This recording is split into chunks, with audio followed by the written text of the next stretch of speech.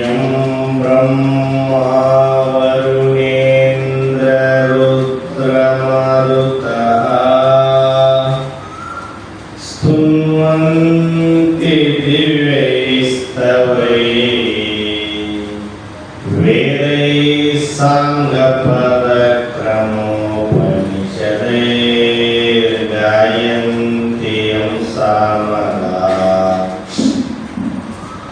ಧ್ಯಾನಾವಸ್ಥಿತತದ್ಗತೇನ ಮನಸಾ ಪಶ್ಯಂತಿ ಯಂ ಯೋಗಿನೋ ಯಸ್ಯಾಂತಂ ನ ವಿದುಃಸುರಾಸುರಗಣಾ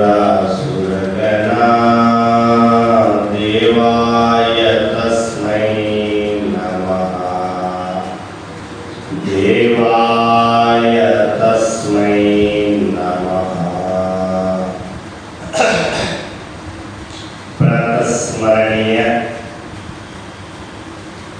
ಜಗದ್ಗುರು ಸಿದ್ಧಾರೂಢ ಮಹಾಸ್ವಾಮೀಜಿಯವರ ದಿವ್ಯ ಚರಣಾರವಿಂದಗಳಲ್ಲಿ ಸ್ಥಿರವಾಗಿ ಶ್ರೀಮದ್ ಪರಮಹಂಸ ಪರಿವ್ರಾಜಕಾಚಾರ್ಯ ಶ್ರೀ ರಾಮಕೃಷ್ಣ ಪರಮಹಂಸರ ದಿವ್ಯ ಚರಣಾರವಿಂದಗಳಲ್ಲಿ ನತಮಸ್ತಕನಾಗಿ ದಿಟ್ಟ ಧೀರ ಸನ್ಯಾಸಿ ವಿವೇಕಾನಂದರ ಅಡಿದಾವರಿಗೆ ವಂದಿಸಿ ಜಗನ್ಮಾತೆ ಶಾರದಾದೇವಿಯ ದಿವ್ಯ ಚರಣಾರವಿಂದಗಳಲ್ಲಿಯೂ ಶಿರವಾಗಿ ಶ್ರೇಷ್ಠವಾದ ಮಾನವ ಜನ್ಮವನ್ನು ಪಾವನ ಮಾಡಿಕೊಳ್ಳಬೇಕೆಂಬ ಸದ್ಬುದ್ಧಿಯಿಂದ ಬಂದಿರತಕ್ಕಂಥ ತಮಗೆಲ್ಲರಿಗೂ ನಮಿಸಿ ಪುಣ್ಯಾತ್ಮರೇ, ಇವತ್ತು ಯಾವ ವಿಷಯ ಅಂತಂದ್ರೆ ಸ್ಥಿತಪ್ರಜ್ಞೆ ಅಂತಕ್ಕಂಥ ವಿಚಾರವನ್ನ ನಾವು ಚಿಂತನೆ ಮಾಡೋಣ. ಭಗವದ್ಗೀತೆಯ 2ನೇ ಅಧ್ಯಾಯದಲ್ಲಿ ಅರ್ಜುನ ಕೃಷ್ಣ ಪರಮಾತ್ಮನಿಗೆ ಪ್ರಶ್ನೆಯನ್ನು ಕೇಳ್ತಾ ಇದ್ದಾನೆ. ಸ್ಥಿತಪ್ರಜ್ಞಸ್ಯ ಕಾ ಭಾಷಾ ಸಮಾಧಿಸ್ತಸ್ಯ ಕೇಶವ ಸ್ಥಿತಧೀ ಕಿಂ ಪ್ರಭಾಷೇತ ಕಿಂ ಆಸೇತ ವ್ರಜೇತ ಕಿಂ. ಅಂದ್ರೆ ಸ್ಥಿತಪ್ರಜ್ಞ ಅಂದ್ರೆ ಅವನ ಲಕ್ಷಣಗಳು ಹೇಗಿರ್ತಾರೆ, ಅವನು ಹೇಗೆ ವರ್ತನೆಯನ್ನು ಮಾಡ್ತಾನೆ, ಅವನ ನಡೆ ನುಡಿಗಳು ಹೇಗಿರ್ತಾರೆ, ಈ ಪ್ರಪಂಚದಲ್ಲಿ ಅವನು ಈ ಜನರ ಮಧ್ಯದಲ್ಲಿ ಯಾವ ರೀತಿಯಿಂದ ವರ್ತಿಸುತ್ತಾನೆ, ಅವನ ಲಕ್ಷಣಗಳೇನು ಅಂತ ಹೇಳಿ ಅರ್ಜುನ ಕೃಷ್ಣ ಪರಮಾತ್ಮನಿಗೆ ಈ ಒಂದು ಪ್ರಶ್ನೆಯನ್ನು ಮಾಡಿದ್ದಾನೆ.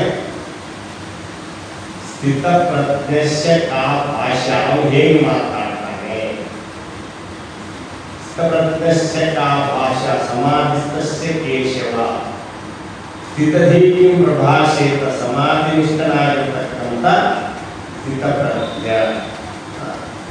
ಅವನು ಯಾವ ರೀತಿಯಿಂದ ಈ ಲೋಕಗಳ ವರ್ತನೆಯನ್ನು ಮಾಡತಕ್ಕಂಥವನಾಗಿದ್ದಾನೆ, ಅವನ ಲಕ್ಷಣಗಳೇನು ಅಂತ ಹೀಗೆಲ್ಲ ಪ್ರಶ್ನೆಯನ್ನು ಮಾಡತಕ್ಕಂಥವನಾಗಿದ್ದಾನೆ ಅರ್ಜುನ.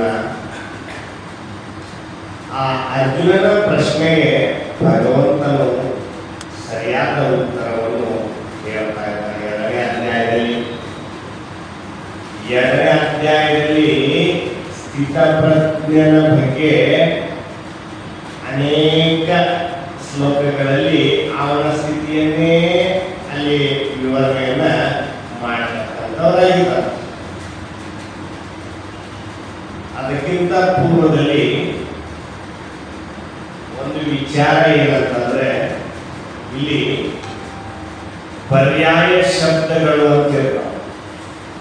ಒಂದೇ ಶಬ್ದವನ್ನು ಹೋಲಿಕೆ ಆಗ್ತಕ್ಕಂಥ ಶಬ್ದಗಳಿಗೆ, ಒಂದೇ ಅರ್ಥವನ್ನು ಕೊಡತಕ್ಕಂಥ ಶಬ್ದಗಳಿಗೆ ಪರ್ಯಾಯ ಶಬ್ದಗಳು ಅಂತ ಹೇಳ್ತಾರೆ.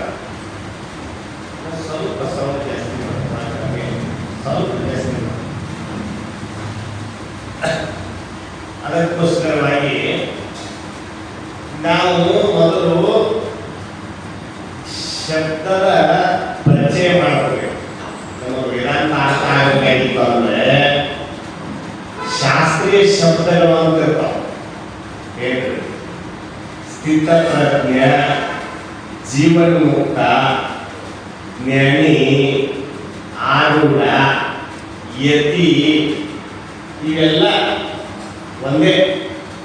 ಒಂದೇ ಅರ್ಥವನ್ನು ಕೊಡತಕ್ಕಂಥ ಶಬ್ದಗಳು. ಸ್ಥಿತಪ್ರಜ್ಞ ಅಂದ್ರು ಅವನೇ, ಜ್ಞಾನಿ ಅಂದ್ರು ಅವನೇ, ಆರೂಢ ಅಂತಂದ್ರು ಅವನೇ, ಜೀವನ್ಮುಕ್ತ ಅಂತ ಹೇಳೋದು ಅವನಿಗೆ, ಸ್ಥಿತಪ್ರಜ್ಞ ಅಂತ ಹೇಳೋದು ಕೂಡ ಅವನಿಗೆ.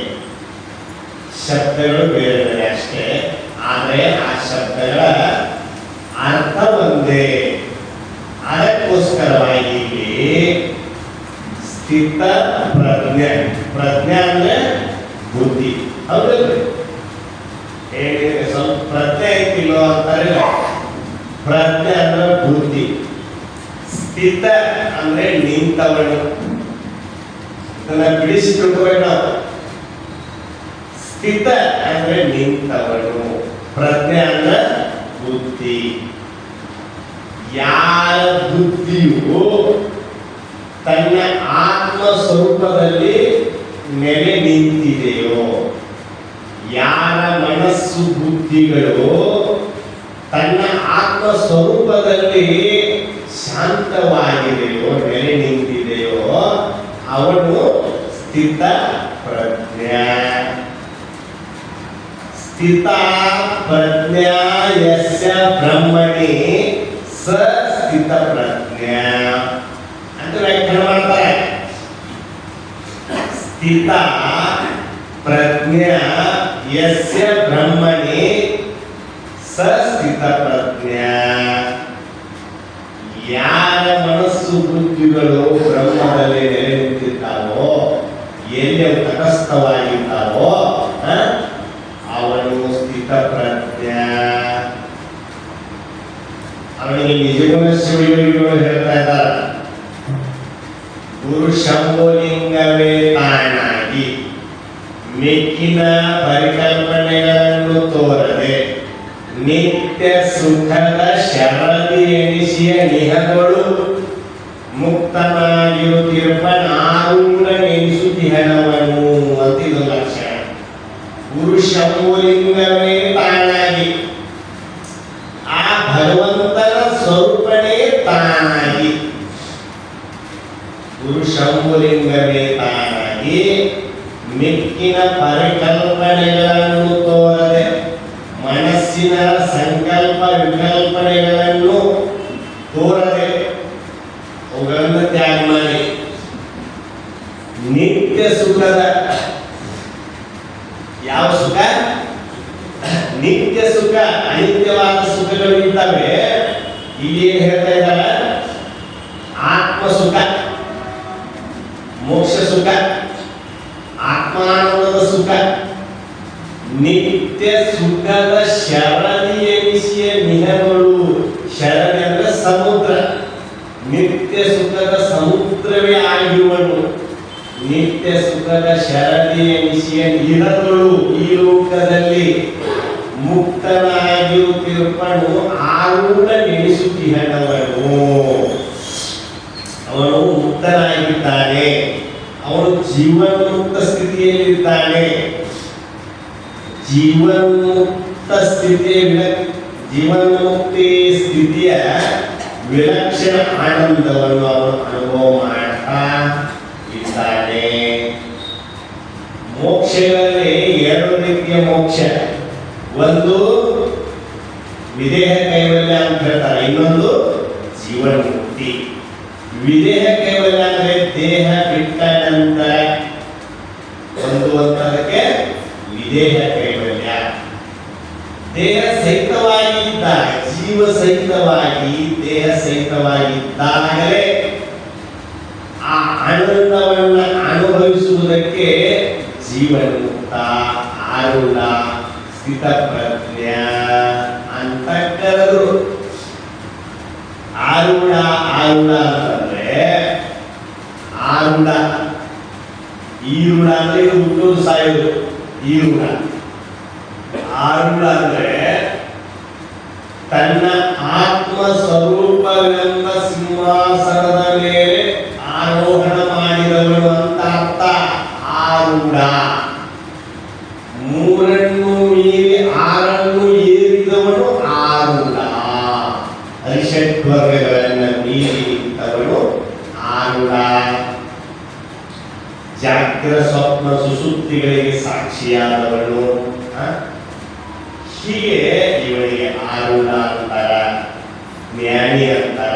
ಅವನು ಭಗವಂತನು ಬೇರೆಯಲ್ಲ, ಅವನು ಬೇರೆಯಲ್ಲ. ಗೀತೆಯಲ್ಲಿಯೇ ಪರಮಾತ್ಮ ಹೇಳಿದಾನ. ಭಗವದ್ಗೀತೆಯಲ್ಲಿ ಭಗವಂತ ಹೇಳ್ತಾ ಇದ್ದಾನ, ಚತುರ್ವಿಧ ಭಜಂತೆ ಮಾಂ ಜನಾಃ ಸ್ಮೃತಿನ ಅರ್ಜುನ ಆರ್ತೋ ಜಿಜ್ಞಾಸು ಅರ್ಥಾತ್ ಜ್ಞಾನಿ ಚ ಭರತರ್ಷಭ. ಜ್ಞಾನಿ ತು ಆತ್ಮೈವ ಮೇ ಮತಂ ಅಂತ ಹೇಳಿದ ಪರಮಾತ್ಮ. ಅರ್ಜುನ, ನನಗೆ 4 ಪ್ರಕಾರದ ಭಕ್ತರು ನನ್ನನ್ನು ಭಜಿಸ್ತಾ ಇದ್ದಾರೆ ಈ ಲೋಕದೊಳಗ. ಒಬ್ಬ ಆರ್ತ ಭಕ್ತ, ಇನ್ನೊಬ್ಬ ಜಿಜ್ಞಾಸು, ಇನ್ನೊಬ್ಬ ಅರ್ಥಾರ್ಥಿ.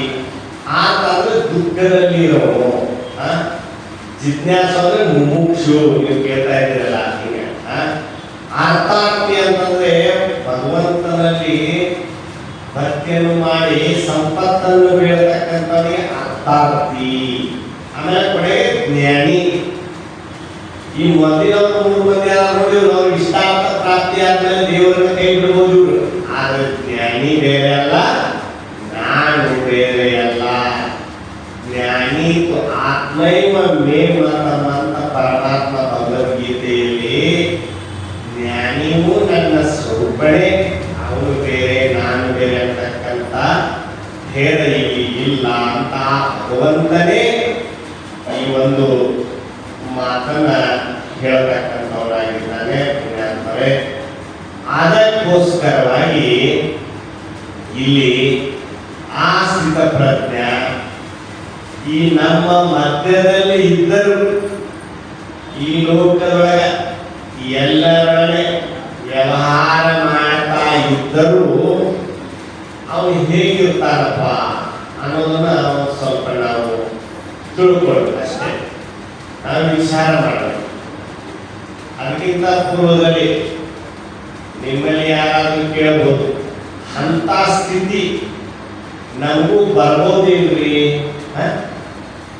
ಆ ಜೀವನ್ಮುಕ್ತರ ಸ್ಥಿತಿ ನಮಗೂ ಪ್ರಾಪ್ತಿ ಆಗಬಹುದೇನು? ನಾವು ಜ್ಞಾನಿಗಳಾಗಲಿಕ್ಕೆ ಸಾಧ್ಯ ಐತೇನು ಅಂತ ಕೇಳಿದ್ರೆ ಸಾಧ್ಯ ಇದೆ. ಸಾಧ್ಯ ಇದ್ದವರಿಗೆ ಹೇಳಿದಾರಾಗಿದೆ, ಸಾಧ್ಯ ಇಲ್ಲದವರಿಗೆ ಹೇಳೋದಿಲ್ಲ. ಆದ್ರೆ ಸ್ವಲ್ಪ ಕಷ್ಟ ಸಾಧ್ಯ. ಅಸಾಧ್ಯ ಅಂತೂ ಅಲ್ಲ, ಅಸಾಧ್ಯ ಅಂತೂ ಅಲ್ಲ. ಸಾಧ್ಯವಿದ್ದವರಿಗೆ ಹೇಳ್ತಾ ಇದ್ದಾರೆ. ಉದಾಹರಣೆಗೆ ನಿಮ್ಗೆ ಅನಿಸ್ತದೆ, ಈಗ ನಾ ಹೇಳ್ತಾ ಇದ್ದಂದ್ರ ಸ್ವಾಮೀಜಿಯವರ ನಮ್ಮಂಥವ್ರು ಯಾವಾಗ ಆ ಸ್ಥಿತಿಗೆ ಹೋಗ್ಲಿಕ್ಕೆ ಆಗ್ತದೆ? ನಮ್ಮಂಥವ್ರು ಯಾವಾಗ ನಾವು ಜೀವನ ಮುಕ್ತಿಯನ್ನು ನಾವು ಹೊಂದಬಹುದು ಅಂತ ಪ್ರಶ್ನೆ ಮಾಡಿದರೆ ನಮ್ಮಂಥವ್ರಿಗೆ ಹೇಳಿದ್ದು, ಬೇರೆಯವ್ರಿಗೆಲ್ಲ. ಏನ್ರಿ ಈಗ ಉದಾಹರಣೆ, ಈಗ ಚಾ ಮಾರುವಂತ ಒಬ್ಬ ಮನುಷ್ಯ ದೇಶದ ಪ್ರಧಾನಿ ಆಗ್ಯಾಗಿಲ್ಲೋ? ಈಗ ಕೇವಲ ಚಾ ಮಾರುವಂತ ಮನುಷ್ಯ ತನ್ನ ಪ್ರಯತ್ನದಿಂದ, ತನ್ನ ಸಾಧನೆಯಿಂದ ಅವನು ದೇಶದ ಪ್ರಧಾನಿ ಆಗಿದ್ದಾನೆ, ಮಾದರಿ ಆಗಿದ್ದಾನೆ ಎಲ್ಲರಿಗೂ. ಹಾಗೆ ನಾವು ನಾಳೆ ಸ್ಥಿರ ಪ್ರಜ್ಞೆ ಆಗ್ತೇವೆ ಅಂತ ಹೇಳೋದಲ್ಲ, ಇದು ಹೇಳಕ್ಕಾಗೋದಿಲ್ಲ. ಭಗವದ್ಗೀತೆಯಲ್ಲಿ ಭಗವಂತ ಹೇಳ್ತಾ ಇದ್ದಾನೆ, ನೀ ಈಗ ಮಾಡ್ತಾ ಇದೆಯಲ್ಲ ಭಕ್ತಿ, ಈಗ ನೀವು ಮಾಡ್ತಾ ಇದೆಯಲ್ಲ ಈ ತಪಸ್ಸು, ಈ ರೀತಿ ಅನೇಕ ಜನ್ಮಗಳಲ್ಲಿ ಮಾಡಬೇಕು. ಒಂದೇ ಜನ್ಮದಲ್ಲಿ ಸಾಧ್ಯ ಆಗುವುದಿಲ್ಲ. ಬಹುನಾಂ ಜನ್ಮನಾಮಂತೆ ಜ್ಞಾನವಾನ್ ಮಾಂ ಪ್ರಪದ್ಯತೆ ವಾಸುದೇವ ಸರ್ವಮಿತಿ ಸಮಾತ್ಮ ಸುದುರ್ಲಭ. ಈಗ ಒಂದು ಏನಪ್ಪ ಅಂತಂದ್ರೆ, ನೀವು ಸಣ್ಣವರ ಸ್ಕೂಲಿಗೆ ಹೋಗ್ತೀರಿ, ಒಂದೊಂದು ಅಕ್ಷರಗಳನ್ನ ಕಲಿತು ಆಮೇಲೆ ಯಾವ್ದು IAS ಪರೀಕ್ಷೆ ಬರೀತೀರಿಲ್ಲ, ಏನು ಒಮ್ಮೆ ಹೋಗಿ IAS ಪರೀಕ್ಷೆ ಬರೀತಿರೋ, ಒಂದೊಂದು ಅಕ್ಷರಗಳನ್ನ ಕಲಿತು ವಿದ್ಯದ ಪರ್ವತವ್ಯಾದ ಸರ್ವಜ್ಞ ಸರ್ವಜ್ಞತೆ ಹೇಳ್ಬೇಕಲ್ಲ, ಸರ್ವಜ್ಞನೆಂಬುವರು ಗರ್ವದಿಂದ ಆದವನೇ ಸರ್ವರಲ್ಲಿ ಒಂದೊಂದು ನುಡಿ ಕಲಿತು ವಿದ್ಯದ ಪರ್ವತವೇ ಆದ ಸರ್ವಜ್ಞ.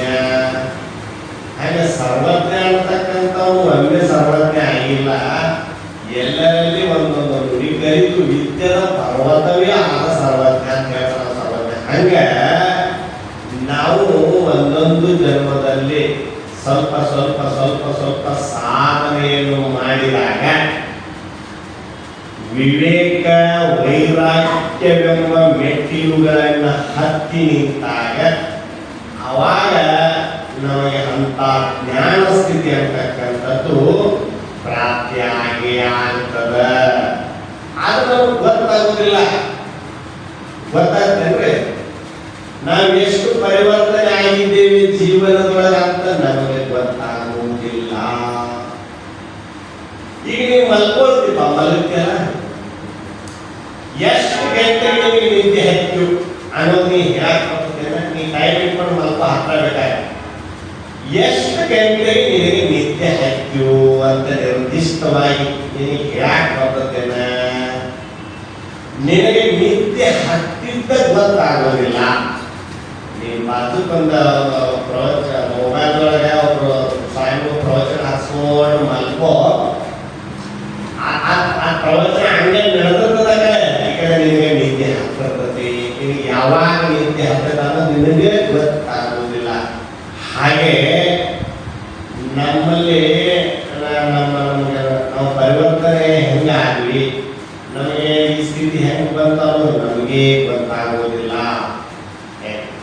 ಗೊತ್ತಾಗದಂತೆ ನಾವು ಪರಿವರ್ತನೆಯನ್ನು ಹೊಂದುತ್ತೇವೆ ಜೀವನದೊಳಗೆ. ಅದಕ್ಕೋಸ್ಕರವಾಗಿ ಭಗವಂತ ಏನ್ ಹೇಳ್ತಾರಪ್ಪ ಅಂತಂದ್ರೆ, ಅನೇಕ ಜನ್ಮ ಸಂಸಿದ್ಧ ತಥೋ ಯಾತಿ ಪರಾಂ ಗತಿ ತಪಸ್ಸು ಢೋದಿಕೋ ಯೋಗಿ ಜ್ಞಾನಿ ಧೋಪಿ ಮತ್ವಾಧಿಕ ಕರ್ಮಿಭ್ಯಶ್ಚಾಧಿಕೋ ಯೋಗಿ ತಸ್ಮಾತ್ ಯೋಗಿ ಭವಾರ್ಜುನ. ಅನೇಕ ಜನ್ಮಗಳಲ್ಲಿ ಮಾಡಿದ ತಪಸ್ಸು, ಅನೇಕ ಜನ್ಮದಲ್ಲಿ ಮಾಡಿದ ತಪಸ್ಸು ಒಟ್ಟುಗೂಡಿ ಬಂದಾಗ ನಿನಗೆ ಒಂದು ಜ್ಞಾನಿಯ ಜನ್ಮ ಬರ್ತದ. ಲೋಕೋದ್ಧಾರವನ್ನು ಮಾಡತಕ್ಕಂಥ ಜನ್ಮ ಅವನಿಗೆ ಬರುವಂತದ್ದಾಗಿದೆ. ಅವನು ಜೀವನ ಮುಕ್ತನಾಗ್ತಾನೆ, ಅವನು ಸ್ಥಿತಪ್ರಜ್ಞನಾಗ್ತಾನೆ, ಅವನು ಆರೂಢನಾಗ್ತಾನೆ ಅಂತ ಹೇಳಿದಲ್ಲ. ಯಾರು ಒಮ್ಮೆ ದೊಡ್ಡ ಪಂಡಿತರಾಗುವುದಿಲ್ಲ, ಯಾರು ಒಮ್ಮೆ ದೊಡ್ಡ ವಿದ್ವಾಂಸರಾಗುವುದಿಲ್ಲ, ಯಾರು ಒಮ್ಮೆ ದೊಡ್ಡ ಶ್ರೀಮಂತರಾಗುವುದಿಲ್ಲ. ಅವರು ದುಡಿದು ದುಡಿದು ದುಡಿದು ಹಣ ಸಂಪಾದನೆ ಮಾಡಿ ಮಾಡಿ ಮಾಡಿ ಮಾಡಿ ಆಮೇಲೆ ಅವ್ರು ದೊಡ್ಡ ಶ್ರೀಮಂತರಾಗ್ತಾರ. ಹಾಗೆ ನಾವು ಜೀವನದೊಳಗೆ ಕರ್ಮ ಉಪಾಸನೆ ಎಂಬ ಸಾಧನೆಗಳನ್ನು ಮಾಡ್ತಾ ಮಾಡ್ತಾ ಮಾಡ್ತಾ ಅಂತಃಕರಣ ಎನ್ನುವಂಥದ್ದು ಪರಿಶುದ್ಧವಾಗುತ್ತದೆ. ವೇದಗಳಲ್ಲಿ ಹೇಳಿದಾರ ಏನು, ಮೊದಲು ಕರ್ಮಕಾಂಡ, ಆಮೇಲೆ ಉಪಾಸನ ಕಾಂಡ, ಆಮೇಲೆ ಜ್ಞಾನಕಾಂಡ. ಕರ್ಮ ಉಪಾಸನೆಗಳನ್ನ ಯಾಕೆ ಹೇಳಿದಾರ ಅಂತಂದ್ರೆ, ನಮ್ಮ ಅಂತಃಕರಣ ಶುದ್ಧಿ ಆಗ್ಬೇಕಾಗಿತ್ತು ಅಂತಂದ್ರೆ ನಾವು ಗುರು ಸೇವಾ ಮೊದಲಾದಂತ ಶ್ರೇಷ್ಠ ಸತ್ಕರ್ಮಗಳನ್ನ ಮಾಡಲಿಕ್ಕೆ ಬೇಕು. ಏನ್ರಿ, ಸತ್ಕರ್ಮಗಳನ್ನು ಮಾಡಬೇಕು. ಅದರಿಂದ ನಮ್ಮ ಅಂತಃಕರಣ ಪವಿತ್ರವಾಗುತ್ತದೆ. ಉಪಾಸನ ಕಾಂಡ ಭಕ್ತಿಯನ್ನು ಮಾಡಬೇಕು. ಅದರಿಂದ ನಮ್ಮ ಚಿತ್ತ ಶುದ್ಧಿಯಾಗುತ್ತದೆ. ಅದಕ್ಕಾಗಿ ಶಂಕರಾಚಾರ್ಯರು ಹೇಳಿದರು, ಚಿತ್ತಸ್ಯ ಶುದ್ಧಯೇ ಕರ್ಮ ನತು ವಸ್ತುಪಲಬ್ಧಿ ವಸ್ತು ಸಿದ್ಧರ ವಿಚಾರೇಣ ನ ಕಿಂಚಿತ್ ಕರ್ಮ ಕೋಟಿವಿ. ಕರ್ಮದಿಂದ ಮೋಕ್ಷ ಆಗುವುದಿಲ್ಲ ಅಂದ್ರೂ ಕೂಡ ನಮ್ಮ ಚಿತ್ತ ಶುದ್ಧಿ ಆಗುತ್ತದೆ. ವಿವೇಕ ಚೂಡಾಮಣಿಯಲ್ಲಿ ಶಂಕರಾಚಾರ್ಯರು ಹೇಳಿದ ಈ ಶ್ಲೋಕ, ವಿವೇಕ ಚೂಡಾಮಣಿ ಎಂಬ ಗ್ರಂಥ ಇದೆ ನೋಡ್ರಿ, ಓದಿ ನೋಡ್ರಿ. ಚಿತ್ತಸ್ಯ ಶುದ್ಧಯೇ ಕರ್ಮ ನತು ವಸ್ತುಪಲಬ್ಧಿ. ಶ್ರೇಷ್ಠ ಕರ್ಮಗಳನ್ನು ಮಾಡಿದರೆ ಚಿತ್ತ ಶುದ್ಧಿ ಆಗುತ್ತದೆ, ಆದರೆ ಮೋಕ್ಷ ಆಗುವುದಿಲ್ಲ. ಜ್ಞಾನದಿಂದಲೇ ಮುಕ್ತಿಯಾಗುತ್ತದೆ. ಜ್ಞಾನ ಏವತ್ತು ಕೈವಲ್ಯಂ ಅಂತ ಹೇಳ್ತಾರೆ. ಅದಕ್ಕಾಗಿ ಯಾರು ಕರ್ಮ ಉಪಾಸನೆಗಳನ್ನು ಮಾಡ್ತಾ ಮಾಡ್ತಾ ಮಾಡ್ತಾ ಅನೇಕ ಜನ್ಮದಲ್ಲಿ ಮಾಡಿದ ನಿಷ್ಕಾಮ ಕರ್ಮದಿಂದ, ಒಂದು ಜನ್ಮದಲ್ಲಿ ಅಲ್ಲ, ಹಿಂದಿನ ಅನೇಕ ಜನ್ಮಾದಿಗಳಲ್ಲಿ ಮಾಡಿದ ನಿಷ್ಕಾಮ ಸೇವೆಯಿಂದ ನಿನಗೆ ವಿವೇಕ ಅನ್ನುವಂಥದ್ದು ಬರ್ತದೆ. ವಿವೇಕ, ಆತ್ಮ ಅನಾತ್ಮ ವಿವೇಕ. ಈ ಲೋಕದೊಳಗೆ ಸತ್ಯ ಯಾವುದು, ಮಿಥ್ಯೆ ಯಾವುದು, ನಾಶ ಆಗುವಂಥದ್ದು ಯಾವುದು, ನಾಶ ಆಗುವಂಥದ್ದು ಯಾವುದು ಅನ್ನುವಂಥ ತಿಳುವಳಿಕೆ ಇದೆಯಲ್ಲ, ಅದಕ್ಕೆ ವಿವೇಕ ಅಂತ ಅಂದ್ರು. ಆ ವಿವೇಕ ಬಂದ ಮೇಲೆ ವೈರಾಗ್ಯ ಬರ್ತದ, ಹಂಗೆ ವೈರಾಗ್ಯ ಬರೋದಿಲ್ಲ. ಕೆಲವರು ಕೈ ಬಿಟ್ಟು ಹೋಗುದಕ್ಕೆ, ನಾಶ ಆಗಿ ಹೋಗುದಕ್ಕೆ ಬೆನ್ನ ಹತ್ಯಾರ. ಹಗಲಿ ರಾತ್ರಿ ಸಂಪಾದನೆ ಮಾಡಿ ಮಾಡಿ ಮಾಡಿ ಮಾಡಿ ಮಾಡಿ ಯಾರ್ಯಾರ ಮಾಡಿಟ್ಟು ಹೋಗ್ಬಿಡೋದು. ಒಂದು ಅಷ್ಟ, ಮತ್ತೇನಿಲ್ಲ. ಗಂಟೆ ಹಾಕಿ ಒಂದ್ ಕಡೆ ಹೇಳ್ತಾ ಇದ್ದಾರ, ಲುಬ್ಧೇನ ಸಂಚಿತಂ ದ್ರವ್ಯಂ ಮಕ್ಷಿಕಾ ಸಂಚಿತಂ ಮಧು ವಿವೇಕಾರ್ಜಿತಂ ಧಾನ್ಯಂ ಸಮೂಲಂ ಚ ವಿನಶ್ಯತಿ. ಜೇನುನೊಣ ಅಲ್ಲಿಂದ ಇಲ್ಲಿಂದ ಹೂವಿನ ಮಕರಂದ ತಂದು ಎಷ್ಟೋ ದಿವಸಗಳಿಂದ ಗೂಡು ಕಟ್ತಾವ ಜೇನುನೊಣ. ಆದರೆ ಯಾರೋ ಬಂದು ಅವಕ್ಕೆಲ್ಲ ಹೊಗೆ ಹಾಕಿ ಬಿಡಿಸಿ ಓಡಿಸಿ ಅವ ತಗೊಂಡು ಹೋಗಿಬಿಡ್ತಾರ ಜೇನುತುಪ್ಪ. ಅರ್ಥ ಆಯ್ತಾ? ಆ ಜೇನು ಅಲ್ಲಿದ್ದು ಮಕರಂದ ಹೂವಿನ ತಂದು ತಂದು ಗೂಡು ಕಟ್ತಾವು. ಅದನ್ನ ಯಾರು ಹಳ್ಯಾಗ ಕೊಡ್ಬೇಕು ನೀವು, ಅದು ಹೊಗೆ ಹಾಕ್ತಾರ, ಆ ನೊಣ ಎಲ್ಲ ಬಿಟ್ಟು ಓಡಿಬಿಡ್ತಾವ, ಆ ತುಪ್ಪ ಇವು ತಗೊಂಡು ಹೋಗ್ಬಿಡ್ತಾರ. ಹಾಗೆ ಈ ಮನುಷ್ಯ ಅಲ್ಲಿ ಇಲ್ಲಿ ದುಡ್ಡು ಕೂಡಿಸಿ ಇರ್ತಾನ, ಇಟ್ಟು ಕಣ್ಣು ಮುಗಿಸ್ತಾನ. ಯಾವ ದಾನ ಇಲ್ಲ, ಧರ್ಮ ಇಲ್ಲ, ಏನು ಇಲ್ಲ. ಈಗ ಅದನ್ನ ಯಾವಾರ ನೀನು ಗಳಿಸಿದ ಸಂಪತ್ತಿಗೆ 3 ಗತಿ ಅದಾವ: ದಾನ, ಭೋಗ, ನಾಶ. ದಾನಾರ ಮಾಡಬೇಕು, ನೀನಾರ ಅನುಭವಿಸ್ಬೇಕು. ದಾನನೂ ಮಾಡಿಲ್ಲ, ನೀನು ಅನುಭವಿಸಿಲ್ಲ ಅಂತಂದ್ರೆ ಪಾಪಿಯ ಧನ ಪ್ರಾಯಶ್ಚಿತ್ತಕ್ಕಲ್ಲದೆ ಸತ್ಪಾತ್ರಕ್ಕೆ ಸಲ್ಲದಯ್ಯ. ನಾಯಿಯ ಮೊಲೆ ಹಾಲು ಪಂಚಾಮೃತಕ್ಕಲ್ಲದೆ ನಾಯಿ ಮರಿ, ನಾಯಿಯ ಮೊಲೆ ಹಾಲು ನಾಯಿ ಮರಿಗಲ್ಲದೆ ಪಂಚಾಮೃತಕ್ಕೆ ಸಲ್ಲದಯ್ಯ. ಸ್ವರ್ಣವರು ಒಂದು ದಾನ ಇಲ್ಲ, ಒಂದು ಧರ್ಮ ಇಲ್ಲ, ಯಾವುದಕ್ಕೂ ಏನು ಕೊಡ್ಲಾರ್ದಂಗೆ ಗೊಳೆ ಮಾಡಿ ಮಾಡಿ ಇಟ್ಟದ ಪಶ್ಚಾತ್ತಾಪಕ್ಕೆ, ಕೋರ್ಟಿಗೆ, ದಂಡಕ್ಕೆ, ಆಸ್ಪತ್ರೆಗೆ, ಅದಕ್ಕೆ ಇದಕ್ಕೆ ಪ್ರಾಯಶ್ಚಿತ್ತಕ್ಕೆ ಆಗಿ ಹೋಗ್ಬಿಡೋದು. ಅದಕ್ಕೋಸ್ಕರವಾಗಿ ನೀನು ಇರೋದ್ರೊಳಗೆ ನೀನು ಒಂದಿಷ್ಟು ನಿನಗೆ ಪುಣ್ಯ ಪ್ರಾಪ್ತಿ ಆಗಬೇಕಾಗಿತ್ತು ಅಂದ್ರೆ ಇಂಥ ಸತ್ಕಾರ್ಯಕ್ಕೆ ಒಂದಿಷ್ಟು ದಾನವನ್ನು ಮಾಡು. ನೋಡಿ, 4 ತಿಂಗಳು ಯಾವ ಆಶ್ರಮಗಳಲ್ಲಿ ಪ್ರವಚನ ನಡೆಯೋದಿಲ್ಲ. 4 ದಿವಸ ಮಾಡಕ್ಕಾಗುದಿಲ್ಲ. ದೊಡ್ಡ ದೊಡ್ಡ ಮಠಗಳು ಇರ್ತಾವ, ಹಳ್ಳ್ಯಾಗ ದೊಡ್ಡ ಮಠಗಳು ಇರ್ತಾವ, ಮಠಾಧೀಶರು ಇರ್ತಾರ. 4 ದಿವಸ ಕಾರ್ಯಕ್ರಮ ಮಾಡಕ್ಕಾಗುದಿಲ್ಲ.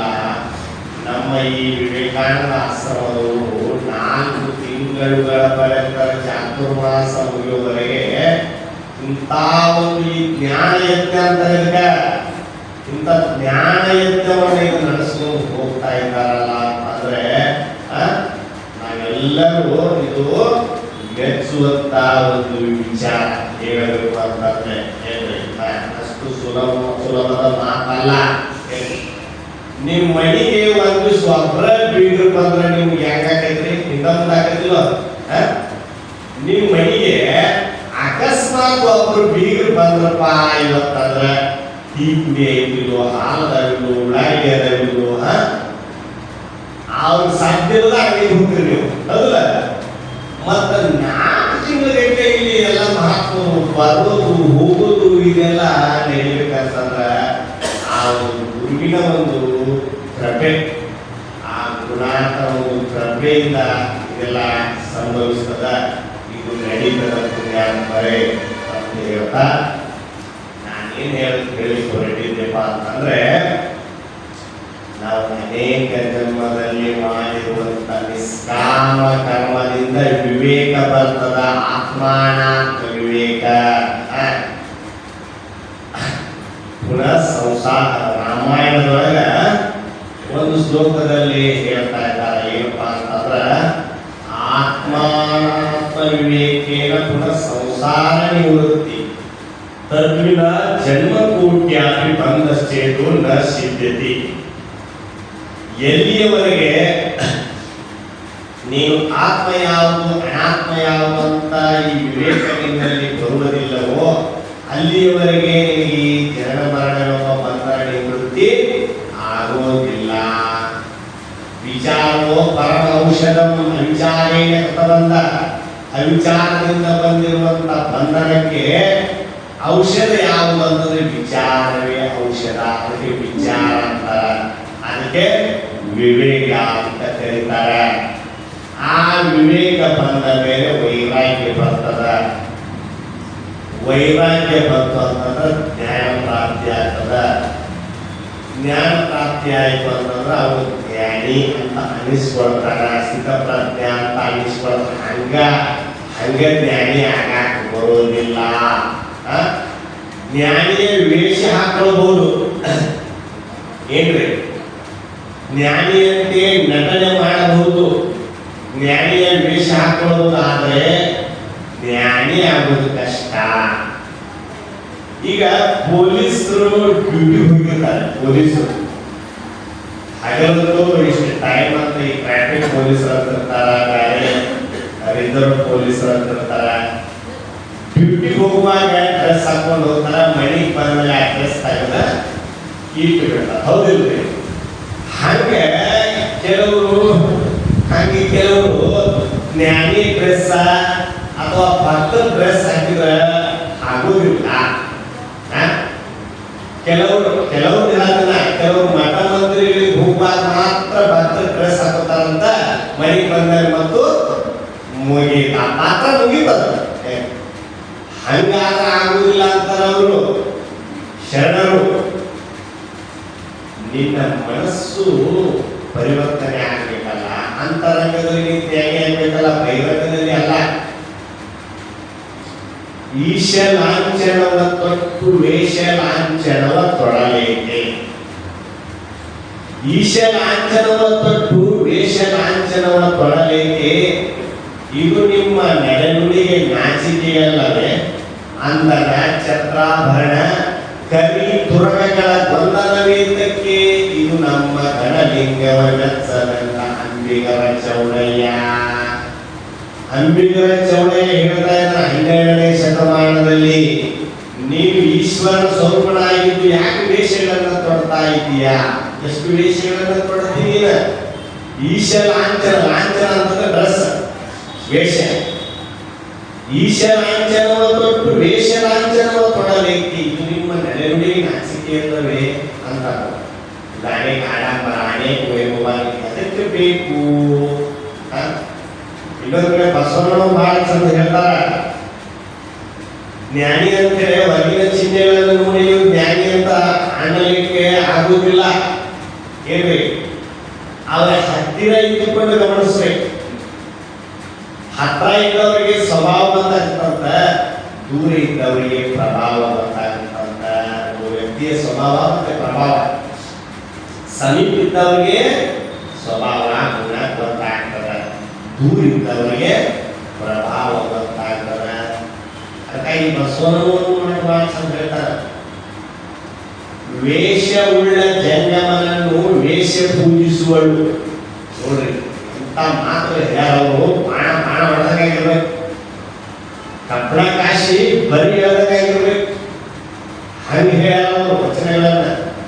ವೇಷವುಳ್ಳ ಜಂಗಮನನ್ನು ವೇಷ ಪೂಜಿಸುವಳು, ಭೂಷಣವುಳ್ಳ ಜಂಗಮನನ್ನು ಭೂಪಾಲ ಪೂಜಿಸುವನು. ಭೂಪಾಲ ಅಂದ್ರೆ ರಾಜರು, ಮಂತ್ರಿಗಳು, ಮಿನಿಸ್ಟರ್ಗಳು. ಸುಂದರ ಚಲೋ ಡ್ರೆಸ್ ಮಾಡಿದ ಸ್ವಾಮಿಗಳು ಅವ್ರ ಮನೆಗೆ ಕರ್ಕೊಂಡು ಹೋಗ್ತಾರೆ. ಯಾರು? ಭೂಷಣವುಳ್ಳ ಜಂಗಮನನ್ನು ಭೂಪಾಲ ಪೂಜಿಸುವನು, ವೇಷವುಳ್ಳ ಜಂಗಮನನ್ನು ವೇಷ ಪೂಜಿಸುವನು, ಜ್ಞಾನವುಳ್ಳ ಜಂಗಮನನ್ನು ಯಾರೂ ಪೂಜಿಸಲಾರರು ಅಂತ. ಜ್ಞಾನವುಳ್ಳ ಜಂಗಮನನ್ನು ಯಾರೂ ಪೂಜಿಸಲಾರರು. ಜಗದ್ಗುರು ಸಿದ್ಧಾಂತರಿಗೆ ಹುಚ್ಚ ಅಂತಂದ್ರೆ ಅವಾಗ ಅವ್ರು ಇದ್ದಾಗ. ಈಗ ಬಹಳ ಮಂದಿ ಪೂಜೆ ಮಾಡ್ತಾರ, ಬಹಳ ಮಂದಿ ಹೊರಡ್ತಾರ, ಬಹಳ ಮಂದಿ ಇದು ಮಾಡ್ತಾರ. ಈಗಿನ ಮಾತು ಬೇರೆ. ಅಪ್ಪ ಸಿದ್ಧಾರ್ಥ ಜೀವ ಸಹಿತವಾಗಿ ದೇಹ ಸಹಿತವಾಗಿ ಇದ್ದಾಗ ಯಾವೊಬ್ಬ ಹುಚ್ಚ ಅಂದ್ರು ಒಟ್ಟಿ ಕೊಟ್ಟಿಲ್ಲ ಅವ್ಗೆ, ಹುತ್ತ ಹಿಡಿಲಿಲ್ಲ ಅವರು. ಈ ಜನ ತಿರುಗಡಂತೆ ಕಂಡರು ಆತ ಮಹಾರಾಜ ಯೋಗಿ ಇದ್ದ, ಹರ್ಷದಿಂದಲೇ ಸರ್ವರನ್ನು ಸಮದೃಷ್ಟಿಗೆ ನೋಡಿದ್ದ, ಶರಣೆಂದು ಶಿಷ್ಯರು ಬಂದರೆ ಬೇಡಿದ್ದ ಕೊಡುತ್ತಿದ್ದ. ತಿರುಗಡಂಗಿದ್ರವರು. ಅದಕ್ಕೆ ಜ್ಞಾನಿ ಈ ಲೋಕದೊಳಗೆ ಹೆಂಗಿರ್ತಾನಂತ ಗುರ್ತ ಹಿಡಿಯಕ ಆಗುವುದಿಲ್ಲ, ಸಾಮಾನ್ಯರಿಗೆ ಗುರ್ತ ಹಿಡಿಯಕ ಆಗುವುದಿಲ್ಲ. ಜ್ಞಾನಿ ಲೋಕದೊಳಗೆ ಹೆಂಗಿರ್ತಾನಂತ ತಿಳಿಬೇಕಾಗಿತ್ತಂದ್ರೆ ನೀನು ಜ್ಞಾನಿ ಆದ್ರೆ ತಿಳಿತದ, ಅಜ್ಞಾನಿಗೆ ತಿಳಿಯೋದಿಲ್ಲ. ಏನ್ರಿ? ಗೂಗಿಗೆ ಹಗಲು ಅಂತ ಕಣ್ಣ ಕಾಣೋದಿಲ್ಲಂತ. ಗೂಗಿ ಅಂತ ಗೂಗಿ ಒಂದು ಕಾಗಿ ಒಂದು ಗೂಗಿ. ಗೂಗಿಗೆ ಹಗಲು ಕಣ್ಣ ಕಾಣೋದಿಲ್ಲ ಅಂತ ರಾತ್ರಿ ಕಣ್ಣ ಕಾಣ್ತಾವ ಗೂಗಿಗೆ. ಗೂಗಿಗೆ ಹಗಲು ಕಣ್ಣ ಕಾಣಲಿಕ್ಕೆ ಸೂರ್ಯನ ಇಲ್ಲ ಅಂತಿದ್ದದ್ದು ಗೂಗಿ. ಹಂಗ ಅಜ್ಞಾನಿಗಳಿಗೆ ಜ್ಞಾನಿ ವಿಚಾರ ಬರ್ತಾ ಆಗೋದಿಲ್ಲ. ಅವ್ರು ಜ್ಞಾನ ಇರೋದಿಲ್ಲ ಅವ್ರಿಗೆ. ಅಜ್ಞಾನದ ಕತ್ತಲೆ ತುಂಬಿಕೊಂಡಿರ್ತದ ಮನಸ್ಸಿನೊಳಗ. ಮೌಢ್ಯ, ಅಜ್ಞಾನ, ಅಂಧಕಾರ ಇರ್ತದ ಅವರಲ್ಲಿ. ಅವ್ರಿಗೆ ಜ್ಞಾನಿ ವಿಚಾರ ತಿಳಿಯೋದೇ ಇಲ್ಲ. ಜಾತಿ ಜಾತಿಗೆ ವೈರಿ, ಜಾತಿ ನೀತಿಗೆ ವೈರಿ, ನೀತಿ ಮೂರ್ಖಗೆ ವೈರಿ, ಜ್ಞಾನಿ ಅಜ್ಞಾನಿಗೆ ವೈರಿ, ಜ್ಞಾನಿಗೆ ಜಗ ವೈರಿ. ಸರ್ವಜ್ಞ. ಹಗಲು ರಾತ್ರಿ ಹೆಂಗ್ ಡಿಫರೆನ್ಸು, ಹಾಗೆ ಜ್ಞಾನಿಗೂ ಅಜ್ಞಾನಿಗೂ ವ್ಯತ್ಯಾಸ ಇರ್ತದೆ. ಅದಕ್ಕಾಗಿ ಆ ಕಾಗಿಗೆ ಹಗಲು ಹೊತ್ತು ಕಣ್ಣು ಕಾಣ್ತಾವ, ಕೂಗಿಗೆ ರಾತ್ರಿ ಹೊತ್ತು ಕಣ್ಣು ಕಾಣ್ತಾವ ಅಂತ. ಕಾಗಿ ಕೂಗಿ ಹೆಂಗಿರ್ತಾವಲ್ಲ ಹಾಗೆ ಜ್ಞಾನಿ ಮತ್ತು ಅಜ್ಞಾನಿಗಳು ಇರ್ತಾರ. ಜ್ಞಾನಿ ಹೆಂಗಿರ್ತಾರ ತಿಳ್ಕೊಬೇಕಾಗಿತ್ತಂತಂದ್ರೆ ನಾವು ಜ್ಞಾನಿ ಆದ್ರೆ ಗೊತ್ತಾಗ್ತದೆ. ಇಬ್ರು ಗೆಳೆಯರ ಹೊಂಟಿದ್ರಂತ ಒಂದು ನದಿ ದಂಡೆ ಮೇಲೆ. ಇಬ್ರು ಸ್ನೇಹಿತರು ಹೊಂಟಿದ್ರಂತ. ಒಬ್ಬ ಹೇಳಕತ್ತಿದ್ದಂತ ಏನಂತಂದ್ರೆ, ಮೀನಾ ನೀರಾಗ ಹೆಂಗ್ ನಿದ್ದೆ ಮಾಡ್ತಾವು ಅಂತ. ಮೀನಾ ನೀರಾಗ ಹೆಂಗ್ ನಿದ್ದೆ ಮಾಡ್ತಾವು ಅಂತ ಒಬ್ಬ. ಇನ್ನೊಬ್ಬ ಹೇಳಿದಂತ, ನೋಡಪ್ಪ ಮೀನಾ ನೀರಾಗ ಹೆಂಗ್ ನಿದ್ದೆ ಮಾಡ್ತಾವ ಗೊತ್ತಾಗ್ಬೇಕಂದ್ರೆ ನೀವು ಮ್ಯಾಲಿಂದ ಗೊತ್ತಾಗುದಿಲ್ಲ, ನೀನ್ ದಂಡಿ ಮೇಲಿಂದ ಗೊತ್ತಾಗುದಿಲ್ಲ. ನೀನು ಮೀನಾಗಿ ಹುಟ್ಟಬೇಕ. ನೀನು ಮೀನಾಗಿ ಹುಟ್ಟಿದ್ರೆ ನೀರಾಗ ಮೀನಾ ಹೆಂಗ್ ನಿದ್ದೆ ಮಾಡ್ತಾವ ಅಂತೇಳಿ ಗೊತ್ತಾಗ್ತದೆ ಅಂತ ಇನ್ನೊಬ್ಬ ಗೆಳೆಯ ಹೇಳಿದ. ಹಂಗ ಜ್ಞಾನಿಯೇ ಇರುವಿಕೆ ತಿಳ್ಕೊಬೇಕಾಗಿತ್ತು. ನಾವು ಜ್ಞಾನಿ ಆಗ್ಬೇಕು, ಅವ್ರ ಸಂಘ ಮಾಡ್ಬೇಕು. ಮತ್ತೊಂದಿಬ್ಬರು ಸ್ನೇಹಿತರು ಮೈಸೂರು ಅರಮನೆ ನೋಡಕ್ ಹೋಗಿದ್ದಾರೆ. ಪಾಪ ಕಣ್ಣು ಇದ್ದಿದ್ದಿಲ್ಲ ಅವ್ರಿಗೆ, ಕುರುಡ್ರಿದ್ದವ್ರ. ಮೈಸೂರು ಅರಮನೆಯನ್ನು ನೋಡಕ್ ಹೋಗಿದ್ದವ್ರು ಇಬ್ರು ಸ್ನೇಹಿತರು. ಊರಾಗ ಬಂದ ಮಂದಿಗೆ ಹೇಳಕತ್ತಿರಂತ ಅವ್ರಿಬ್ರು ಕುರುಡ್ರ, ಕಣ್ಣೇ ಇಲ್ಲ ಅವ್ರಿಗೆ. ಅವ್ರು ಮೈಸೂರು ಅರಮನೆ ಹಂಗೈತಿ ಹಿಂಗೈತಿ ಅಂತ ಊರಾಗ ಬಂದು ಹೇಳಕತ್ತಿದ್ರಂತ ಅವ್ರ. ಅಲ್ಲಿ ಹೋಗಿದ್ರಲ್ಲ ನೋಡಕ್ಕ, ಅಲ್ಲಿ ಜನ ಮಾತಾಡೋದು ಕೇಳಿಸ್ಕೊಂಡು ಬಂದಿದ್ರು ಅವ್ರ ಅಷ್ಟ. ಹಂಗೈತಿ ಹಿಂಗೈತಿ ಅಂತೇಳಿ ಇವ್ರು ಕಣ್ಣೆ ನೋಡಿಲ್ಲ, ಅದನ್ನ ಕಣ್ಣೆ ನೋಡಿಲ್ಲ. ನೋಡಿದವ್ರು ಮಾತಾಡ್ತಾರಲ್ಲ ಇವ್ರ ಪಕ್ಕದಾಗ ನಿಂತ ಅದನ್ನೇ ಕೇಳಿಸ್ಕೊಂಡು ಬಂದ ತಾವು ಊರಾಗ ಹೇಳಕತ್ತಿದ್ರಂತ ಅರಮನೆ ಹಂಗೈತಿ ಹಿಂಗೈತಿ. ಊರಾಗ ಮಂದಿ ವಿಚಿತ್ರ, ಇವ್ರ ಕಣ್ಣೇ ಇಲ್ಲ, ಇವ್ರು ನೋಡೇ ಇಲ್ಲ. ಇವ್ರು ಹೆಂಗ್ ಹೇಳ್ತಾರಪ್ಪ ಅಂತ ಹಂಗ ಅಜ್ಞಾನಿಗಳಾಗಿದ್ದು ಜ್ಞಾನಿಯ ವಿಚಾರ ನಾವು ಮಾತಾಡಿದ್ರ ಆ ಕುರುಡು ಮೈಸೂರು ಅರಮನೆಯ ಸುದ್ದಿ, ಮೈಸೂರು ಅರಮನೆ ಸುದ್ದಿ ಆ ಕುರುಡು ಮಾತಾಡಿದಂಗ ಆಗ್ತೈತಿ ಅಂತ ನಮ್ಗೆ ಗೊತ್ತಿರೋದ ನಾವು ಮಾತಾಡಿದ್ರೆ. ಆ ಸ್ವಾಮಿಗಳು ಭಾರಿ ಪವಾಡ ಮಾಡ್ತಾರೆ, ಈ ಸ್ವಾಮಿಗಳು ಭಾರಿ ಪವಾಡ, ಅವ್ರು ಹಂಗಲ್ಲ ಇವ್ರು ಹಿಂಗಲ್ಲ, ಇವ್ ಏನು ಗೊತ್ತಿರೋದಿಲ್ಲ ನಿಮ್ಗೆ. ಹಂಗಾರ ಹಿಂಗಾರ, ಹಂಗಾರ ಹಿಂಗಾರ, ಹಂಗಾರ ಅಲ್ಲಿ ಇಲ್ಲಿ ಹೋದ್ರು ಇಲ್ಲಿ ಹುಲಿ ಹೋದ್ರು ಅನ್ನೋ ಮಾತಿ. ಅದಕ್ಕಾಗಿ ಈ ಲೋಕದ ಜೀವಿಗಳಿಗೆ ಅವನ ಸ್ಥಿತಿ ಅದು ಹೇಗೆ ಗೊತ್ತಾಗ್ತದ, ಅಷ್ಟು ಸುಲಭವಾಗಿ ಗೊತ್ತಾಗುವುದಿಲ್ಲ. ಅದಕ್ಕೋಸ್ಕರವಾಗಿ ಅವನದೇ ಆದಂತ ಕೆಲವು ಲಕ್ಷಣಗಳು, ಆ ಲಕ್ಷಣಗಳ ಮುಖಾಂತರ ಅವನ ಸ್ಥಿತಿಯನ್ನ ನಾವು ತಿಳಿಯಲಿಕ್ಕೆ ಬರ್ತದೆ. ನಿಜಗುಣ ಶಿವಯೋಗಿಗಳು ಮತ್ತೆ ಭಗವದ್ಗೀತೆಯಲ್ಲಿ ಪರಮಾತ್ಮ ಅವನು ಹೇಗಿರ್ತಾನಪ್ಪ ಅವನ ಸ್ಥಿತಿಯನ್ನು ಅಲ್ಲಿ ವಿವರಣೆ ಮಾಡಿದ್ದಾರೆ. ಅದನ್ನು ನೋಡಿ ನಾವು ಗ್ರಂಥಗಳ ಮುಖಾಂತರ ನಾವು ತಿಳ್ಕೋಬೇಕು. ಹೇಳಿದ ಪರಮಾತ್ಮ ದುಃಖೇಶು ಅನುದಿಗ್ನಮನಃ ಸುಖೇಶು ವಿಗತಸ್ಪೃಹ ವೀತರಾಗ ಭಯಕ್ರೋಧ ಹಿತದೇವ ಮುನಿರುಚ್ಯತೆ. ಮುನಿ ಅವ ದುಃಖ ಬಂದಾಗ ಕುಗ್ಗುವುದಿಲ್ಲ, ಸುಖ ಬಂದಾಗವ ಹಿಗ್ಗುವುದಿಲ್ಲ. ಅವನು ಎರಡೂ ಸಮಾನ ದೃಷ್ಟಿಯಿಂದ ನೋಡ್ತಾನೆ, ಸುಖ ಮತ್ತೆ ದುಃಖ. ಅವನಿಗೆ ಬಂಗಾರನು ಅಷ್ಟೇ, ಏನು ಒಂದು ಕಲ್ಲು ಅಷ್ಟೇ, ಅವನ ದೃಷ್ಟಿಯೊಳಗೆ ಬಂಗಾರನು ಅಷ್ಟೇ, ಕಲ್ಲು ಅಷ್ಟೇ. ಈಗ ರಾಮಕೃಷ್ಣ ಪರಮಹಂಸರು, ಸಿದ್ಧಾರ್ಥರು ಅವರು ಯಾವುದಕ್ಕಾಗಿ ಇಚ್ಛೆ ಪಟ್ರೆ ಯಾರ ದುಡ್ಡು ಕೊಡ್ತಾರ, ಬಂಗಾರ ಕೊಡ್ತಾರ ಅಂತ ಅವರು ಇಚ್ಛೆ ಪಟ್ರ ಬಂದ್ರೆ ಬರ್ಲಿ, ಬಿಟ್ಟರೆ ಬಿಡ್ಲಿ, ಈ ಭಾವನೆಯಿಂದ ಇದ್ದು. ಅದಕ್ಕಾಗಿ ದುಃಖ ಬಂದಾಗ ಸಮ ದುಃಖ ಸುಖ ಸ್ವಸ್ಥ ಸಮ ಲೋಷ್ಟಾಶ್ಮ ಕಾಂಚನ. ಲೋಷ್ಟ ಅಂದ್ರೆ ಕಲ್ಲು, ಅವರಿಗೆ ಕಲ್ಲು ಮತ್ತು ಬಂಗಾರ ಎರಡೂ ಒಂದೇ ಆಗಿರ್ತಾವ, ಒಂದೇ ರೀತಿಯಿಂದ ನೋಡ್ತಾರ ಅವರು. ಸಿದ್ಧಾರೂಢ ಮಹಾಸ್ವಾಮೀಜಿಯವರಿಗೆ ಒಬ್ಬ ಭಕ್ತ ಕೇಳಿದಂತ, ಸ್ವಾಮೀಜಿಯವರೇ ನಿಮ್ಮ ತಲೆಯ ಮೇಲೆ ಬಂಗಾರದ ಕಿರೀಟ ಇಟ್ಟು ಪೂಜೆ ಮಾಡಿದಾಗ ನಿಮಗೆ ಬಹಳ ಸಂತೋಷ ಆಗಿರಬಹುದಲ್ಲ ಅಂತ ಕೇಳಿದಂತ ಒಬ್ಬ ಭಕ್ತ. ಕಿರೀಟ ಇಟ್ಟು ಪೂಜೆ ಮಾಡಿದ್ರ ಅವರಿಗೆ.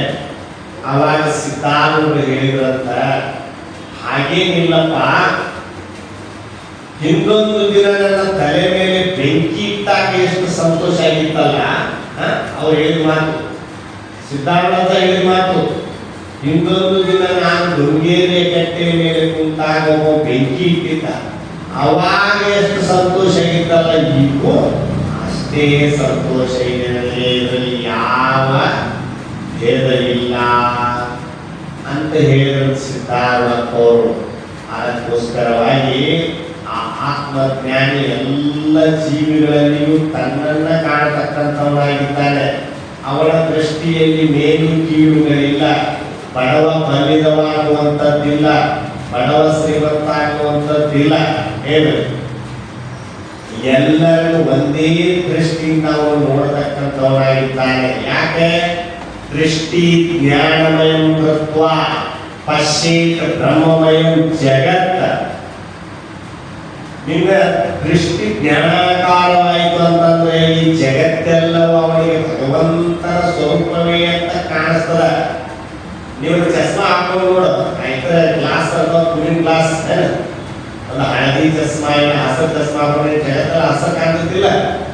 ಹಂಗ ಅವನ ದೃಷ್ಟಿ ಜ್ಞಾನಾಕಾರ ಆಗಿರ್ತದ. ಅವನ ದೃಷ್ಟಿಯಲ್ಲಿ ಎಲ್ಲವೂ ಭಗವಂತನ ಸ್ವರೂಪವೇ. ರಾಮಕೃಷ್ಣ ಪರಮಹಂಸರು ಸ್ವತಃ ಶಾರದೆ ಮಾತೆಯನ್ನ ದೇವಿಯ ಸ್ವರೂಪದಿಂದ ಕಂಡ್ರು. ಒಂದು ಶ್ಲೋಕದಲ್ಲಿ ಹೇಳ್ತಾರೆ, ಮಾತೃವತ್ ಪರದಾರೇಶು ಪರದ್ರವ್ಯಾಣಿ ಲೋಷ್ಟವತ್ ಆತ್ಮವತ್ ಸರ್ವಭೂತೇಶು ಪಶ್ಯತಿ ಸ ಪಂಡಿತ. ಬ್ರಹ್ಮಜ್ಞಾನಿ ಇನ್ನೊಬ್ಬರ ಹಣವನ್ನು ಮಣ್ಣಿನ ಹೆಂಟೆಯಂತೆಯೂ ಪರಸ್ತ್ರೀಯನ್ನು ತಾಯಿಯಂತೆಯೂ ಕಾಣುತ್ತಾನೆ ಅಂತ ಶ್ಲೋಕದ ಅಭಿಪ್ರಾಯ ಇದೆ. ಪರಸ್ತ್ರೀಯನ್ನ ತಾಯಿಯಂತೆ ಕಾಣುವುದಲ್ಲ, ತನ್ನ ಸ್ತ್ರೀಯನ್ನೇ ದೇವಿಯಂತೆ ಕಂಡವರು ಯಾರಪ್ಪ ಅಂದ್ರೆ ರಾಮಕೃಷ್ಣ ಪರಮಹಂಸರು. ತನ್ನ ಮಡದಿಯಲ್ಲಿಯೇ ದೇವಿಯ ಭಾವನೆಯನ್ನ ಮಾಡಿದವರು. ಅದಕ್ಕೆ ಆತ್ಮಜ್ಞಾನಿಯ ದೃಷ್ಟಿ ಬ್ರಹ್ಮಾಕಾರ ಆಗಿರುತ್ತದ. ಬ್ರಹ್ಮಾಕಾರ ಆಗಿರುತ್ತದ. ಯೋಮಾಂ ಪಶ್ಯತಿ ಸರ್ವತ್ರ ಸರ್ವಂ ಚ ಮೈ ಪಶ್ಯತಿ ತಸ್ಯಾಂ ಪ್ರಣಶ್ಯಾಮಿ ಸಚಮೇನ ಪ್ರಣಶ್ಯತಿ. ಎಲ್ಲದರಲ್ಲಿ ನನ್ನನ್ನು, ನನ್ನಲ್ಲಿ ಎಲ್ಲವನ್ನು ಕಾಣತಕ್ಕಂಥ, ತನ್ನಲ್ಲಿ ಎಲ್ಲವನ್ನು ಕಾಣತಕ್ಕಂಥವನಾಗಿದ್ದಾನೆ. ಆ ಆತ್ಮಜ್ಞಾನಿಯಾಗಿರ್ತಕ್ಕಂಥವನು ಮಾತೇನಪ್ಪ ಅಂತಂದ್ರೆ, ಒಮ್ಮೆ ವೇದವ್ಯಾಸರ ಮಗ ಶುಕಮುನಿ ಅಂತ. ಸುಖಮುನಿ ಅಲ್ಲ, ಶುಕ ಶಂಕರ್ಷ. ವೇದವ್ಯಾಸರ ಮಗ ಶುಕಮುನಿ ಮನೆಯನ್ನು ಬಿಟ್ಟು ಹೊರಟಿದ್ದಂತೆ ವೈರಾಗ್ಯದಿಂದ. ಮೈ ಮೇಲೆ ಬಟ್ಟೆ ಇರ್ತಿದ್ದಿಲ್ಲ ಅವನಿಗೆ, ಶುಕಮುನಿಗೆ. 18 ವರ್ಷದವನಿದ್ದಾಗ ಮನೆಯನ್ನು ತೊರೆದು ಯಮುನಾ ನದಿಯ ದಂಡೆ ಮೇಲೆ ಹೊರಟಿದ್ದವ ಶುಕಮುನಿ. ವೇದವ್ಯಾಸರು ಏ ಶುಕ ಅಂತಲೇ ಒದತಾ ಅವನ ಬೆನ್ನು ಹತ್ತಿ ಹೊರಟಿದ್ರು. ಪ್ರತಿಭಟನೆ ಆಗ್ತಿತ್ತಂತೆ ಒದರಿದಾಗ ಅರಣ್ಯದಲ್ಲಿ. ಶುಕ ಅಂತ ಒದರ್ತಾ ಹೊರಟಿದ್ರು. ಅವನು ಸುಮ್ಮನೆ ಅಂಗವಾಗಿ ಬಿಟ್ಟಿದ್ದ ಶುಕಮುನಿ. 18 ವರ್ಷದವ ಯೌವನಸ್ಥ, ಮೈ ಮೇಲೆ ಬಟ್ಟೆ ಇಲ್ಲದವ ದಂಡೆ ಮೇಲೆ ಹೋಗುವಾಗ ಯಮುನಾ ನದಿಯಲ್ಲಿ ಗೋಪಿಕಾ ಸ್ತ್ರೀಯರು ಸ್ನಾನ ಮಾಡ್ತಿದ್ರಂತೆ. ಸ್ನಾನ ಮಾಡುವಾಗ ಆ ಶುಕಮುನಿ ಹೋಗ್ತಾ ಇರುವಾಗ ಅವರು ಏನು ವ್ಯಥೆ ಪಡಲಿಲ್ಲ, ನಾಚಿಕೊಂಡಿಲ್ಲ ಅಂತವ್ರು. ಆ ಗೋಪಿಕಾ ಸ್ತ್ರೀಯರು ಸುಮ್ಮನೆ ಇದ್ರಂತವ್ರು, ಸುಮ್ಮನೆ ನಿಂತಿದ್ರು ಆ ಗೋಪಿಕಾ ಸ್ತ್ರೀಯರು. ಅದೇ ದಾರಿಯಲ್ಲಿ ಅವರ ಅಪ್ಪ ವೇದವ್ಯಾಸ 70 ವರ್ಷ ಇವ ಬರುವಾಗ ಆ ಗೋಪಿಕಾ ಸ್ತ್ರೀಯರು ಇವನನ್ನು ನೋಡಿ, ವೇದವ್ಯಾಸನನ್ನು ನೋಡಿ ಮೈ ಮೇಲೆ ಬಟ್ಟೆ ಹಾಕೊಂಡ್ರು. ಮೈ ಮೇಲೆ ಬಟ್ಟೆ ಮುಗಿಸ್ಕೊಂಡ್ರು. ವೇದವ್ಯಾಸರು ಕೇಳಿದ್ರಂತ, ಅಲ್ಲ ನನ್ನ ಮಗ 18 ವರ್ಷದವ ಇಲ್ಲಿಂದ ಹೋಗುವಾಗ ನೀವು ಬಟ್ಟೆ ಹಾಕೊಂಡಿಲ್ಲ, ನಾನು ಹೋಗುವಾಗ ನೀವು ಬಟ್ಟೆ ಮುಗಿಸ್ಕೊಂಡ್ರಲ್ಲ ಯಾಕ ಅಂತ ಕೇಳಿದ್ರಂತ ವೇದವ್ಯಾಸರು. ಗೋಪಿಕಾಸ್ತ್ರೀಯರು ಹೇಳಿದ್ರಂತ, ನಿನ್ನ ಮಗ ಹೋದಲ್ಲ ಅವನು ಪರಿಪೂರ್ಣ ಜ್ಞಾನಿಯಾಗಿದ್ದ. ಹೇಳಿ, ಅವನಲ್ಲಿ ಅಪಾರವಾದ ವೈರಾಗ್ಯ ಇದೆ. ಅವನಿಗೆ ಸ್ತ್ರೀ ಪುರುಷ ಅನ್ನುವಂಥ ಭೇದ ಅವನಲ್ಲಿ ಇಲ್ಲ, ತೋರಿಲ್ಲ. ಅದಕ್ಕೆ ನಾವು ಬಟ್ಟೆ ಹಾಕುವುದಿಲ್ಲ. ನೀವು ಮುದುಕಾಗಿ ಖರೆ ನಿನ್ನಲ್ಲಿ ಇನ್ನೂ ಭೇದ ಭಾವನೆ ಇದೆ, ಸ್ತ್ರೀ ಪುರುಷ ಅನ್ನುವಂಥ ಭೇದ ಇದೆ ನಿನ್ನಲ್ಲಿ. ಅದಕ್ಕೆ ನಾವು ಬಟ್ಟೆಗಳನ್ನು ಹಾಕೊಂಡ್ವಿ ಅಂತ ಹೇಳಿ ಆ ಸ್ತ್ರೀಯರು ಹೇಳಿದ್ರಂತೆ. ಅದಕ್ಕಾಗಿ ಜ್ಞಾನಿ ಈ ರೀತಿಯಿಂದಲೂ ಕೂಡ ಆಗಿರ್ತಕ್ಕಂಥವನಾಗಿದ್ದಾನೆ. ಹೇಳಿ ಕಾರಣ ಏನು ಅಂತಂದ್ರೆ, ಅವನ ಮನಸ್ಸಿನಲ್ಲಿರ್ತಕ್ಕಂಥ ಸಂಕಲ್ಪ ವಿಕಲ್ಪ ಸಹಿತ ಅವನಲ್ಲಿ ಇರುವುದಿಲ್ಲ. ಆ ಸಂಕಲ್ಪ ವಿಕಲ್ಪಗಳನ್ನೇ ಅವನು ತ್ಯಾಗ ಮಾಡಿರ್ತಾನ. ಸರ್ವ ಸಂಕಲ್ಪ ಸನ್ಯಾಸಿ ಯೋಗಾನಂದ ತದೋಚ್ಯತೆ. ಗೀತೆಯಲ್ಲಿ ಭಗವಂತ ಹೇಳ್ತಾನೆ, ಮನಸ್ಸಿನ ಸಂಕಲ್ಪಗಳನ್ನು ತ್ಯಾಗ ಮಾಡುತ್ತಾನವ ಆತ್ಮಜ್ಞಾನಿ. ಪ್ರಜಾಹಾತಿ ಯದಾ ಕಾಮಾನ್ ಸರ್ವಾಣಿ ಪಾರ್ಥ ಮನೋಗತಾನ್ ಆತ್ಮನ್ಯವಾತ್ಮನ ತುಷ್ಟ ಸ್ಥಿತಪ್ರಜ್ಞಸ್ತದೋಚ್ಯತೆ. ಪ್ರಜಾಹಾತಿ ಯದಾ ಕಾಮಾನ್, ಮನದಲ್ಲಿ ಉದ್ಭವ ಆಗತಕ್ಕಂಥ ಕಾಮನೆಗಳನ್ನು ಅವನ ತ್ಯಾಗ ಮಾಡಿರ್ತಾನ. ತನ್ನ ಆತ್ಮಾನಂದದಲ್ಲಿಯೇ ತಾನಿರ್ತಾನ. ಹಿಡಿಯುವ ಮೋಹಕವಿಲ್ಲ. ನಿಜಗಳು ಹೇಳ್ತಾ ಇದ್ದಾರ, ಹಿಡಿಯುವ ಮೋಹಕವಿಲ್ಲ, ಬಿಡುವ ಬಾಧಕವಿಲ್ಲ, ಪಡವ ಗತಿ ಆಸೆ ಮೊದಲಿಗಿಲ್ಲ, ಯೋಗಿಗೆ ಅವು ಜಡ ಮಿಥ್ಯರುವುದರಿಂದ. ಬೇಕನ್ನೂ ಇಲ್ಲ, ಯಾರು ಪ್ರೀತಿಯಿಂದ ಕೊಟ್ಟರೆ ಬ್ಯಾಡ ಅಂತ ತಿರಸ್ಕಾರ ಮಾಡೋದಿಲ್ಲ, ಬೇಕಂತ ಕೈ ಚಾಚೋದಿಲ್ಲ, ಪ್ರೀತಿಯಿಂದ ಕೊಟ್ಟರೆ ಬ್ಯಾಡ ಅಂತ ತಿರಸ್ಕಾರ ಮಾಡೋದಿಲ್ಲ. ಹಂಗಿರ್ತಾನಂತ. ಹಿಡಿಯುವ ಮೋಹಕವಿಲ್ಲ, ಬಿಡುವ ಬಾಧಕವಿಲ್ಲ, ಪಡೆವ ಗತಿ ಆಸೆ ಮೊದಲಿಗಿಲ್ಲ. ಏನು ಬಂದುದನಹುದಲ್ಲೆಂಬುವನಲ್ಲ, ಮುಂದಹನೊಂದ ಬಯಸುವನಲ್ಲ, ಕಳೆದುದನೊಂದ ನೆನೆಯುವನಲ್ಲ, ತಿಳಿಯದ ಮನವು ತನಗಿಲ್ಲ. ಮೋಹಿತರಳು ಮೋಹಿತರಂತೆಂಪ, ಮೋಹರೈನವರವರಂತೆಂಪ, ಯೋಗಿಗಳು ಯೋಗಿಗಳಂತೆಂಪ, ಭೋಗಿಗಳು ಭೋಗಿಗಳಂತೆಂಪ, ಜೀವನ ಮುಕ್ತರಿಗೆ ಅವರಿಗವರಂತೆ, ಬಾಜುತಿ ಅರ್ಪಯಿತ ಮಣಿಯಂತೆ. ಈಗ ಒಂದು ಸ್ಫಟಿಕ ಮಣಿ ಅಂತ, ಸ್ಫಟಿಕ ಮಣಿ. ಆ ಸ್ಫಟಿಕ ಮಣಿಯ ಹತ್ತಿರ ನೀವು ಕೆಂಪು ದಾಸಾಳ ಹೂವಿಟ್ರೆ ಕೆಂಪು ಕಾಣ್ತದ ಅಲ್ಲ, ಅದರ ಹತ್ರ ಒಂದು ಗುಲಾಬಿ ಹೂವಿಟ್ರೆ ಗುಲಾಬಿ ಕಾಣ್ತದ, ಹಳದಿ ಹೂವಿಟ್ರೆ ಹಳದಿ ಕಾಣ್ತದ. ಯಾವುದು? ಸ್ಫಟಿಕ ಮಣಿ.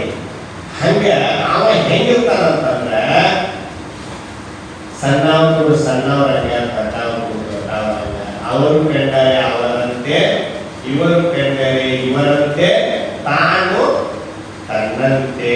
ಅವನು ಯಾರಂತೆ ಇರುವುದಿಲ್ಲ, ಇರ್ತಾನ ಎಲ್ಲರ ನಡುವೆ ಇದ್ದು ಕೂಡ ತಾನು ತನ್ನಂತೆ ಇರ್ತಾನ.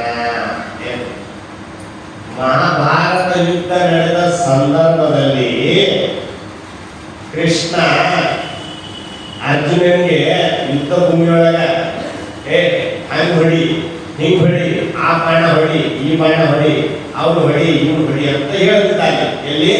ಯುದ್ಧ ರಂಗದಲ್ಲಿ.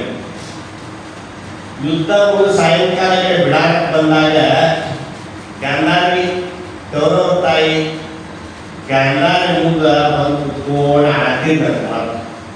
ಯಾಕಂದ್ರೆ ಇವತ್ತು ಅವ ಸತ್ತ, ಇವದಾಗ ಇವ ಸತ್ತ ಅಂತ ಮತ್ತ ಆಡ್ತಿದ್ದಂತ ಗಂಧಾರಿ ಕುತ್ಕೊಂಡು. ಆಗ ಅರ್ಜುನ ನೋಡಿಬಿಟ್ಟ. ಅರ್ಜುನ ನೋಡಿ, ಕೃಷ್ಣ ನೀ ಬಾಳ ಪಕ್ಕ ಅಲಿ ಅಂತ ಅರ್ಜುನ ಹೇಳ್ದ. ಏ ಕೃಷ್ಣ, ನೀ ಬಾಳ ಪಕ್ಕ ಅಲಿ. ಯಾಕಪ್ಪ? ನಾ ಪಕ್ಕ ಇದ್ದು ನೀನ್ ಹೆಂಗೆ ಗೊತ್ತಾತು ಅಂದಾಗ, ಅಲ್ಲಪ್ಪ ಅಲ್ಲಿ ನೋಡಿದ್ರೆ ಹಂಗ್ ಬಡಿ ಹಿಂಗ್ ಬಡಿ ಅಂತಿ, ಮತ್ ಇಲ್ಲಿ ಬಂದ ಗೌರವ ತಾಯಿ ಹತ್ರ ನೀ ಹಾಕೊಂಡು ಕುಂಡಿರ್ತೀರ, ಎಷ್ಟು ಪಕ್ಕ ಅದಿ ನೀನು ಅಂತ ಅರ್ಜುನ. ಅವಾಗ ಕೃಷ್ಣ ಹೇಳ್ತಾನೆ, ನೋಡು ಅರ್ಜುನ, ನಾನು ನಿನ್ನಂಗೂ ಇಲ್ಲ, ನಾನು ಗಾಂಧಾರಿಯೂ ಇಲ್ಲ, ನಾ ಕೌರವರಿಗೂ ಇಲ್ಲ, ನಾನು ಪಾಂಡವರಿಗೂ ಇಲ್ಲ, ನಾನು ನನ್ನಂಗೆ ಅದೇನೋ ಅರ್ಜುನ, ನಾನು ನನ್ನಂಗೆ ಅದೇ. ಹೌದಪ್ಪ ಕೂಡ ಹೌದಪ್ಪ, ಅಲ್ಲಪ್ಪ ಕೂಡ ಅಲ್ಲಪ್ಪ, ಯಾರು ಇಲ್ಲಪ್ಪ ಅಂತ ಹೇಳ್ತಾರೆ. ಹೇಳ್ರಿ, ಯಾರಂತೂ ಇಲ್ಲ. ಗಾಂಧಾರಿ ಮನೆಗೊಂದು ಮಾತು ಹೇಳಿದಂತೆ ಕೃಷ್ಣನಿಗೆ ಶಾಪ ಕೊಡೋದಕ್ಕೆ, ಗಾಂಧಾರಿ ನನ್ನ ವಂಶ ಹೆಂಗ ನಾಶ ಆಗ್ತಾನೆ, ಯಾವ್ದೋ ಕುಲ ನಾಶ ಆಗಿ ಗಾಂಧಾರಿ ಶಾಪ ಕೊಟ್ಟ. ಕೃಷ್ಣ ಗಾಂಧಾರಿ ನೋಡು, ನ್ಯಾಯವಾಗಿ ಪಾಂಡವರಿಂದ ನನ್ನ 101 ಮಕ್ಕಳನ್ನ ನೀನು ಸಾಯ್ ಹೊಡೆದಿಯಲ್ಲ, ನಡೆಸ್ತೀಯಲ್ಲ ಅಂತಂದಾಗ ಕೃಷ್ಣ ಹೇಳ್ತಾನೆ, ನೋಡ್ಕಂದಾರಿ, ನಿನ್ನ ಮಕ್ಕಳ ನಾಶಕ್ಕೆ ನಾನು ಕಾರಣನಲ್ಲ, ಪಾಂಡವರು ಕಾರಣನಲ್ಲ, ಅವರ ಅಧರ್ಮವೇ ಅವರನ್ನು ನಾಶ ಮಾಡಿದೆ ಅಂತ. ಅದು ಅವರ ಅಧರ್ಮವೇ ಅವರನ್ನು ನಾಶ ಮಾಡಿದೆ ಅಂತ ಕೃಷ್ಣ ಭಗವಂತ ಹೇಳಿದಂತ. ಹಾಗೆ ಆತ್ಮಜ್ಞಾನಿಯಾದಂಥವರು ಅವರ ಅವರಂಗ ಇವರಂಗಲ್ಲ, ಅವರಂಗ ಹಾಗಿಲ್ಲ, ಅವರು ತನ್ನಂತೆ ಇರ್ತಾರೆ. ತನ್ನವನ್ನು ಅವರು ಬಿಟ್ಟು ಕೊಡೋದಿಲ್ಲ. ಅವರು ಯಾವಾಗಲೂ ತನ್ನ ಆತ್ಮ ವಿಚಾರದಲ್ಲಿಯೇ ಮಗ್ನರಾಗಿರ್ತಾರ. ಹೊರಗೆ ಕೂಡ ಮಾತಾಡಕತ್ತಾರನ್ನು ಒಳಗವರು ಧ್ಯಾನ ಮಾಡ್ತಾ ಇರ್ತಾರೆ. ಈ ಸ್ಥಿತಿ ಅವ್ರದ್ದಾಗಿರ್ತದೆ. ಅದಕ್ಕೋಸ್ಕರವಾಗಿ ಆತ್ಮಜ್ಞಾನಿ ಈ ಲೋಕದೊಳಗೆ ಹೆಂಗೆ ಇರ್ತಾರಪ್ಪ ಅಂತಂದ್ರ, ಮರದೊಳಿಯುವುದು ಅಣಲ, ಆ ಮರವ ಅಣಲನಲ್ಲಿರದ ಪರಿಯಂತೆ ಸಕಲ ಸಂಸಾರದೊಳು ಬೆಳೆದಿಹನು, ಗುರು ಶಂಭುಲಿಂಗವೇ ತಾಣಾದ ಶರಣ ಸಂಸಾರವಿಲ್ಲಾತನಿಗೆ. ಮರದೊಳಿಯುವುದು ಅಣಲ ಅಂದ್ರೆ ಬೆಂಕಿ. ಬೆಂಕಿ ಧರ್ಮ ಇರ್ತದಂತ ಗಿಡದಲ್ಲಿ ಯಾಕಂದ್ರೆ ಬೆಳೀತದ ಮೇಲ್ಮುಖವಾಗಿ. ಗಿಡದಾಗ ಬೆಂಕಿ ಐತಿ, ಬೆಂಕಿಯಾಗ ಗಿಡ ಇಲ್ಲ. ನೀರೊಳಗೆ ದೋಣಿ ಇದೆ, ದೋಣಿ ಒಳಗೆ ನೀರಿಲ್ಲ. ಜ್ಞಾನಿ ಸಂಸಾರದೊಳಗ, ಜ್ಞಾನಿ ಒಳಗೆ ಸಂಸಾರ ಇಲ್ಲ. ಅರ್ಥ ಆಯ್ತು ನಿಮಗ? ದೋಣಿ ನೀರಾಗ ಹೊಂಟೈತಿ, ನೀರಾಗ ಐತಿ ದೋಣಿ, ದೋಣಿ ಒಳಗೆ ನೀರಿಲ್ಲ. ಹಂಗ ಜ್ಞಾನಿ ಪ್ರಪಂಚದ ಅದಾನ, ಜ್ಞಾನಿ ಪ್ರಾಪಂಚಿಕ ಲೋಕದಾಗ ಜ್ಞಾನಿ ಆದಾನ, ಅವನು ಒಳಗೆ ಸಂಸಾರವಿಲ್ಲ. ಅವನ ಮನಸ್ಸಿನೊಳಗಿದಿಲ್ಲ. ಏನ್ರಿ? ಹೊರಗೆ ಲೋಕಾಸಕ್ತಿ, ಒಳಗೆ ವಿರಕ್ತಿ ಅಂತ ಹೇಳ್ತಾರೆ. ಹಾಗೆ ಈ ಲೋಕದೊಳಗೆ ನಾವು ಇದ್ರು, ಎಲ್ಲರಂತೆ ವ್ಯವಹಾರ ಮಾಡಿದ್ರು, ಎಲ್ಲರಂತೆ ಇದ್ರು ಕೂಡ ಅವರ ಸ್ಥಿತಿಯೇ ಅದು ಬೇರೆ ಇರ್ತದ, ಅದು ಬೇರೆನೇ ಇರ್ತದ. ಒಮ್ಮೆ ಒಂದು ಪ್ರಸಂಗದೊಳಗ ಅರ್ಜುನನಿಗೂ ಅವನ ಮಗನಾದ ಬಭ್ರುವಾಹನಿಗೂ ಯುದ್ಧ. ಚಿತ್ರಾಂಗದೆಯ ಮಗ ಬಭ್ರುವಾಹನ, ಅರ್ಜುನನಿಗೂ ಬಭ್ರುವಾಹನಿಗೂ ಯುದ್ಧ ಆಗ್ತದೆ. ಯುದ್ಧ ಆದ್ಮೇಲೆ ಬಭ್ರುವಾಹನ ಅರ್ಜುನನಿಗೆ ಸೋಲಿಸ್ತಾನೆ. ಅರ್ಜುನನ ಶಿರ ಛೇದನ ಮಾಡ್ತಾನೆ ಬಭ್ರುವಾಹನ ಮಗ. ಆ ಶಿರ ಛೇದನ ಆದಾಗ ಸಂಜೀವಿನಿ ತರಲಿಕ್ಕೆ ನಾಗಲೋಕಕ್ಕೆ ಹೋಗ್ತಾನೆ ಬಭ್ರುವಾಹನ. ಸಂಜೀವಿನಿ ಬದುಕಿಸ್ಬೇಕಲ್ಲ, ಮತ್ತೆ ಕೃಷ್ಣ ಬಂದು ಹೇಳಿದಾಗ ಬದುಕಿಸ್ಬೇಕಂದಾಗ ಸಂಜೀವಿನಿ ತರಕ್ಕೆ ಹೋಗಿರ್ತಾನ. ಆ ಅರ್ಜುನನ ತಲೆ ಇರುವುದಿಲ್ಲ. ಆ ಅರ್ಜುನನ ತಲೆಯನ್ನ ಯಾವನೋ ಒಬ್ಬ ತಗೊಂಡು ಹೋಗ್ಬಿಟ್ಟಿರ್ತಾನೆ, ಯಾವೋ ಒಬ್ಬ ರಾಜ ತಗೊಂಡೋಗಿ ಅದನ್ನು ಮುಚ್ಚಿಟ್ಬಿಟ್ಟಿರ್ತಾನ. ಆ ಸಮಯದೊಳಗೆ, ಆ ಸಂದರ್ಭ ನೆನಪು ಮಾಡ್ತಿದ್ದೆ ನಾನು. ಆ ಸಂದರ್ಭದೊಳಗೆ ಅಲ್ಲಿ ಕೃಷ್ಣ ಪರಮಾತ್ಮ ಬರಬೇಕಲ್ಲ. ಅಲ್ಲಿ ಕೃಷ್ಣ ಪರಮಾತ್ಮ ಬಂದಾಗ ಈಗ ಅರ್ಜುನಿಗೆ ಜೀವ ಬರೋದು. ಸಂಜೀವಿನಿ ತಗೊಂಡು ಬಂದವ ನಾಗಲೋಕಕ್ಕೆ ಹೋಗಿ ಬಭ್ರುವಾಹನಿಗೆ ತಲೆ ಇಲ್ಲ, ಹೆಂಗ್ ಬದುಕಿಸ್ತಾನ? ಅವಾಗ ಕೃಷ್ಣ ಪರಮಾತ್ಮ ತನ್ನ ಸುದರ್ಶನ ಚಕ್ರಕ್ಕೆ ಆಜ್ಞೆ ಮಾಡ್ತಾನೆ. ಏನಂತ? ತನ್ನ ಸುದರ್ಶನ ಚಕ್ರಕ್ಕೆ ಆಜ್ಞೆ ಮಾಡ್ತಾನೆ ಶ್ರೀಕೃಷ್ಣ ಪರಮಾತ್ಮ. ಏನಂತಂದ್ರೆ, ನಾನು 16,000 ಮಡದಿಯರ ಮಧ್ಯದಲ್ಲಿ ಇದ್ದರೂ, ಕೃಷ್ಣ ಹೇಳಿದ ಮಾತಿದ್ದು, ನಾನು 16,000 ಸತಿಯರ ಮಡದಿಯರ ಮಧ್ಯದಲ್ಲಿ ಇದ್ದರೂ ನಾನು ಬ್ರಹ್ಮಚಾರಿ ಇದ್ದದ್ದೇ ಸತ್ಯವಾಗಿದ್ದರೆ ಅರ್ಜುನನ ತಲೆ ಎಲ್ಲಿದ್ದರೂ ಬರಬೇಕು ಅಂತ ಚಕ್ರಕ್ಕೆ ಆಜ್ಞೆ ಮಾಡ್ತಾರೆ ಕೃಷ್ಣ ಪರಮಾತ್ಮ. ನೋಡಿ, ಆ ಚಕ್ರ ಹೋಗ್ತದ ಸುದರ್ಶನ ಚಕ್ರ ಹೋಗಿ ಆ ತಲೆ ಎಲ್ಲಿರ್ತದಲ್ಲ ಅಲ್ಲಿಂದ ತಗೊಂಡು ಬರ್ತದ ಆ ತಲೆಯನ್ನ. ಆ ತಲೆ ಹಚ್ಚಿದಾಗ ಅರ್ಜುನಿಗೆ ಎಚ್ಚರ ಆಗ್ತದೆ. ಇದು ಕೃಷ್ಣ ಆಡಿದ ಆಟ. ಅರ್ಜುನ ಅಹಂಕಾರ ಮುರಿಯುವುದಕ್ಕಾಗಿ ಕೃಷ್ಣ ಪರಮಾತ್ಮ ಆಡಿದ ಆಟ. ಅವನು ನಿದ್ದೆಯಿಂದ ಎದ್ದಂಗ ಎಚ್ಚರ ಆಗ್ತದೆ. ಹಿಂಗೆ ಇರ್ತಾರ ಜ್ಞಾನಿ ಅಂತ ಅರ್ಥ. ಅವನು ಹೆಂಗ ಭಗವಂತ 16,000 ಮಡದಿಯರ ಮಧ್ಯದಲ್ಲಿದ್ದರೂ ನಾನು ಬ್ರಹ್ಮಚಾರಿ ಇದ್ದದ್ದೇ ನಿಜವಾಗಿದ್ದರೆ, ಅದಕ್ಕಾಗಿ ಕೃಷ್ಣನಿಗೆ ಏನಂತಾರ? ಬಡಸಿ ಬ್ರಹ್ಮಚಾರಿ ಅಂತಾರ. ದುರ್ವಾಸ ಮುನಿಗೆ ಉಂಡು ಉಪವಾಸಿ ಅಂತಾರ. ಯಮುನಾ ನದಿ ಆ ಕಡೆ ದುರ್ವಾಸ ಮುನಿ ಇದ್ದ. ಯಮುನಾ ನದಿ ಆ ಕಡೆ ಗೋಪಿಕಾಸ್ತ್ರೀಯರು ಎಷ್ಟು ಜನ ಅವರು? 16,000 ಜನ ಅವರ ಭೇಟಿ ಹೊರಟಿದ್ರು. ದುರ್ವಾಸ ಮುನಿಯ ಭೇಟಿ ಹಂಗ ಹೊರಟಿಲ್ಲ. ಅವರು ಊಟ ಕಟ್ಕೊಂಡು ಹೋಗ್ತಾ ಇದ್ರು. ಆ ನದಿ ತುಂಬಿ ಹರಿತಾ ಇತ್ತು. ನದಿ ಪ್ರವಾಹ ಬಂದಾವಲ್ಲ, ಹಾಗೆ ಯಮುನಾ ನದಿ ತುಂಬಿ ಹರಿತಾ ಇತ್ತು. ಆ ಗೋಪಿಕಾಸ್ತ್ರೀಯರು ಹೇಳಿದ್ರು, ನದಿ ತುಂಬಿ ಹರಿತಾ ಇದೆ, ದಾರಿ ಇಲ್ಲ ಅಂತ ಹೇಳಿದ್ರು ಗೋಪಿಕಾಸ್ತ್ರೀಯರು. ಆವಾಗ ಕೃಷ್ಣ ಪರಮಾತ್ಮ ಹೇಳಿದ, ನೋಡು ಬಡಸಿ ಬ್ರಹ್ಮಚಾರಿ ಕೃಷ್ಣ ಪರಮಾತ್ಮ ಹೇಳಕ್ಕಾನ ದಾರಿ ಬಿಡಂತ ಹೇಳಿ ನದಿಗೆ ಅಂತ ಹೇಳ. ಇವ್ರು ಹಂಗ ಹೋಗಿ ಹೇಳಿದಾಗ ಆ ಕಡೆ ನೀರು ಆ ಕಡೆ ಇಲ್ಲಂತ, ಈ ಕಡೆ ನೀರು ಈ ಕಡೆ ಆಗಿ ಮಧ್ಯದೊಳಗೆ ದಾರಿಯಾಗಿ ತಾಕಿ ಹೋಗ್ಲಿಕ್ಕೆ. ಇವ್ರು 16,000 ಜನ ತಗೊಂಡು ಹೋದಂತ ಊಟ ಮಾಡಿದ ದುರ್ವಾಸ ಮುನಿ ಮತ್ತ ಆ ಕಡೆ ತಿರುಗಿ ಬರಕತ್ತಿದ್ರಲ್ಲ ಅವ್ರು.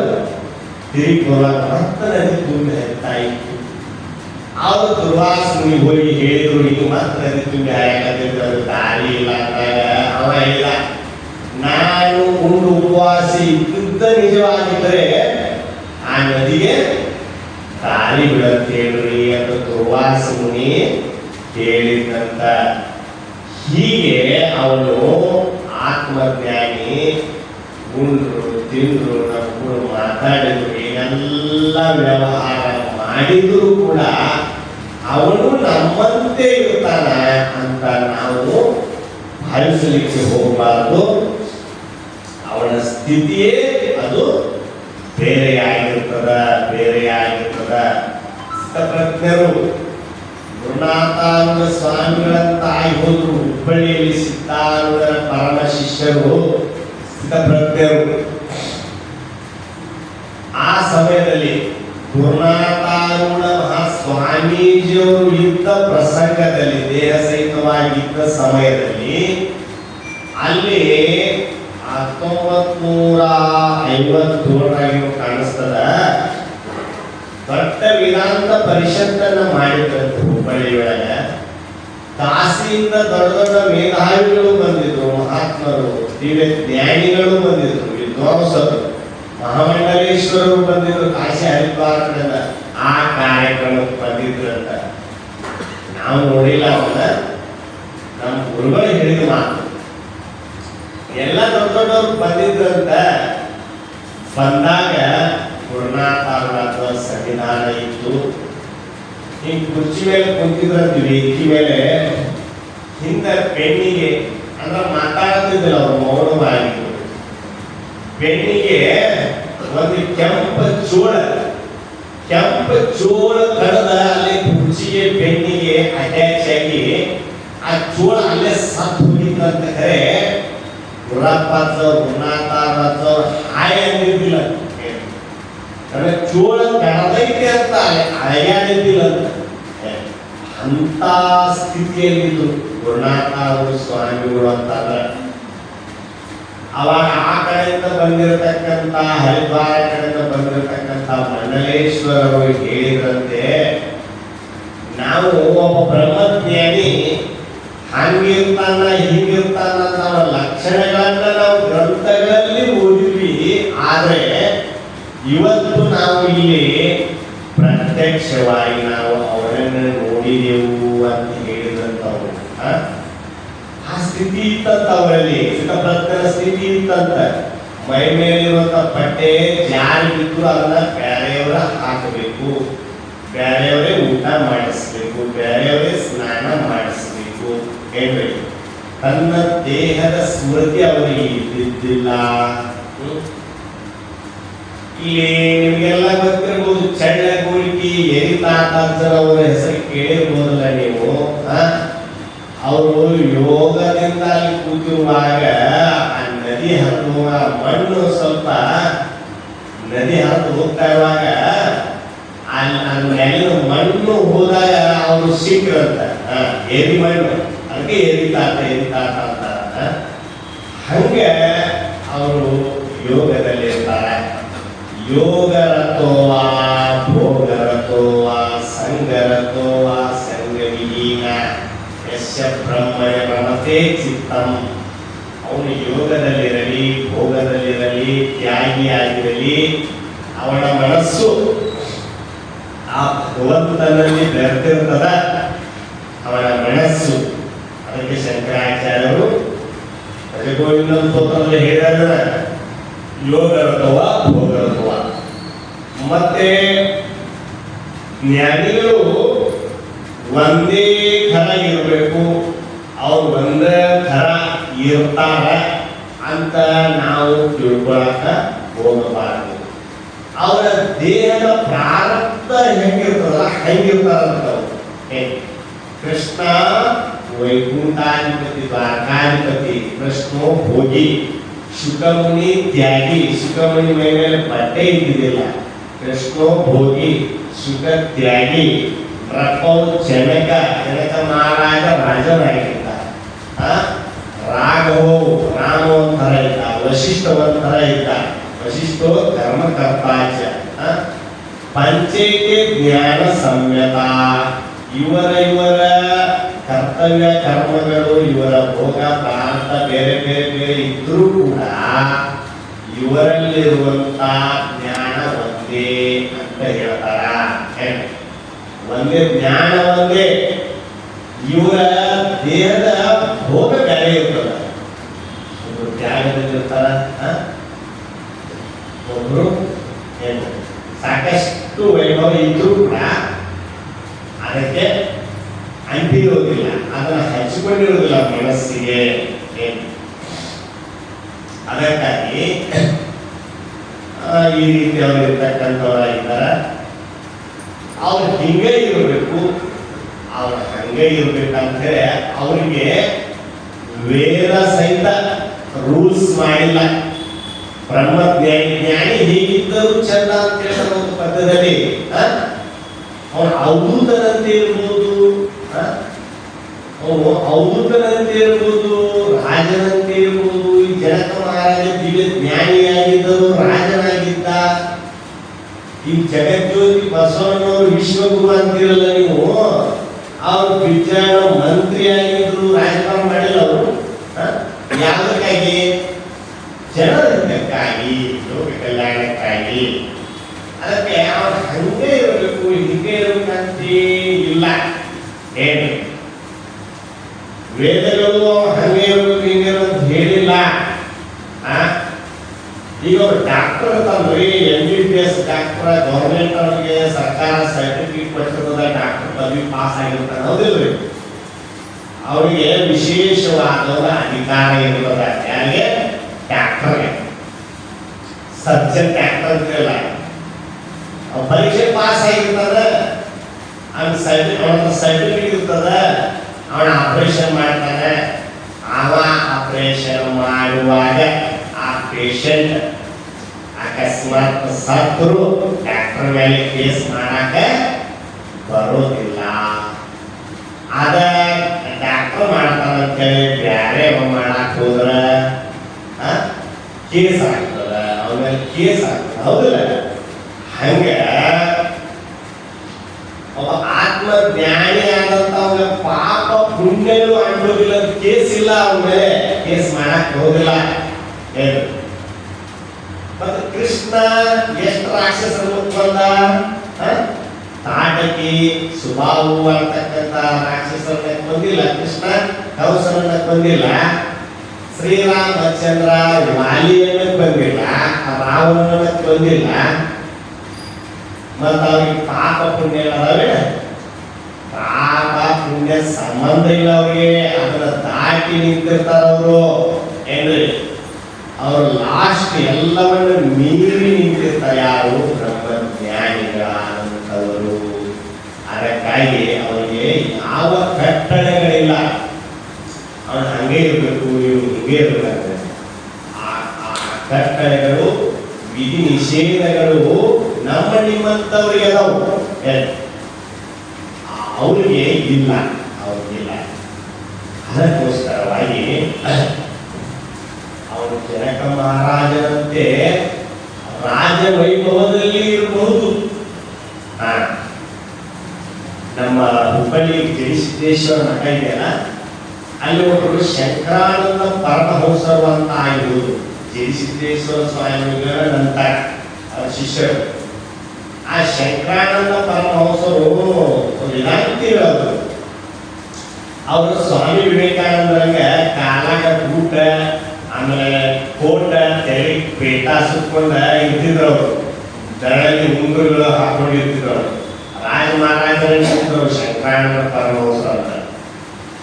ಅದನ್ನ ನೋಡಿ ಒಬ್ಬ ಸ್ವಾಮಿ, ಒಬ್ಬ ಪಟ್ಟದ ಹೂಗಳಂತಲ್ಲ, ಒಬ್ಬ ಸ್ವಾಮಿ ಬಂದಿದ್ದಂತ ಅಲ್ಲಿ ವೇದಿಕೆಗೆ.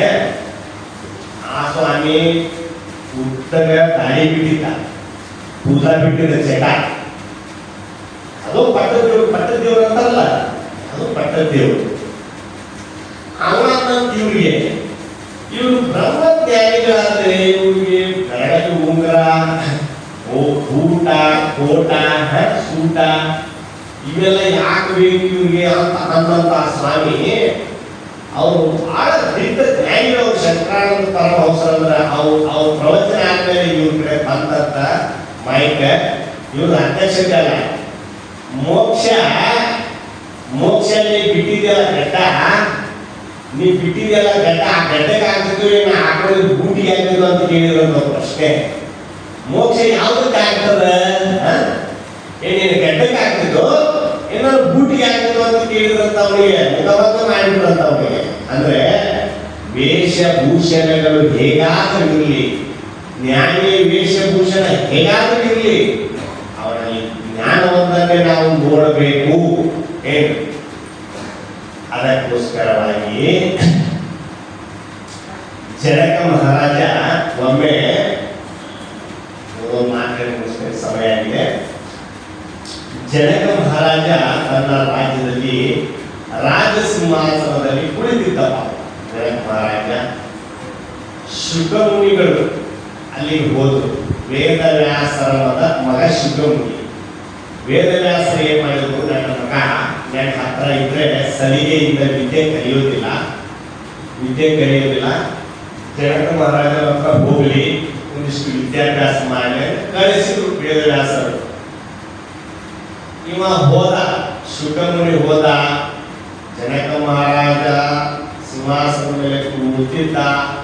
ಆ ರಾಜ್ಯದಲ್ಲಿ ಅನೇಕ ಗಾನ ಗಂಧರ್ವರು, ಸಂಗೀತ ಬಲ್ಲಂತವರಿದ್ದು, ಗಾಯಕರು. ನಂತರ ಅಲ್ಲಿ ನರ್ತಕಿಯರು ನರ್ತನವನ್ನು ಮಾಡ್ತಾ ಇದ್ರು. ಈ ರೀತಿ ವೈಭವ ನಡೆದಿತ್ತು ಆ ರಾಜ್ಯದಲ್ಲಿ. ಇದೆಲ್ಲ ನೋಡಿದ್ರು ಅವರು, ಶುಕಮುನಿಗಳು ನೋಡಿದ್ರು. ಇಂಥ ವೈಭವದಲ್ಲಿ ಕುಂತಾನಲ್ಲ ಇವ ಹೆಂಗ ಜ್ಞಾನಿ ಆಗ್ತಾನಂತ ಇವನು ಮನಸ್ಸಲ್ಲಿ ಆಯಿತು ಸಂಶಯ. ಇವನ ಮನಸ್ಸಿನೊಳಗೆ ಸಂಶಯ ಬಂತು. ಹೋಗಿ ನಮ್ಮ ಅಪ್ಪ ಇವನ ಕಡೆ ಕಳಿಸಿದನಲ್ಲ ನನಗೆ ಅಭ್ಯಾಸ ಮಾಡಕ್ಕ ಅಂತೇಳಿ ಮನಸ್ಸಿನಾಗ ಆಯ್ತು. ಆಗ ಜನಕ ಮಹಾರಾಜ ಗೊತ್ತಾಯ್ತು. ಒಳಗಡೆ ಕರೆದು ಊಟಕ್ಕೆ ಕೂತ ಜನಕ ಮಹಾರಾಜ ಕರ್ಕೊಂಡು ಊಟಕ್ಕೆ ಕೂತ್ಕೊಂಡ. ಅಲ್ಲಿ 56 ಪ್ರಕಾರದ ರಾಜ ಭೋಜನ ಮಾಡಿಸಿದ್ದ. ಅದನ್ನೆಲ್ಲವನ್ನು ನೀರಾಕ ಹಚ್ಚಿದ್ದ ಜನಕ ಮಹಾರಾಜ.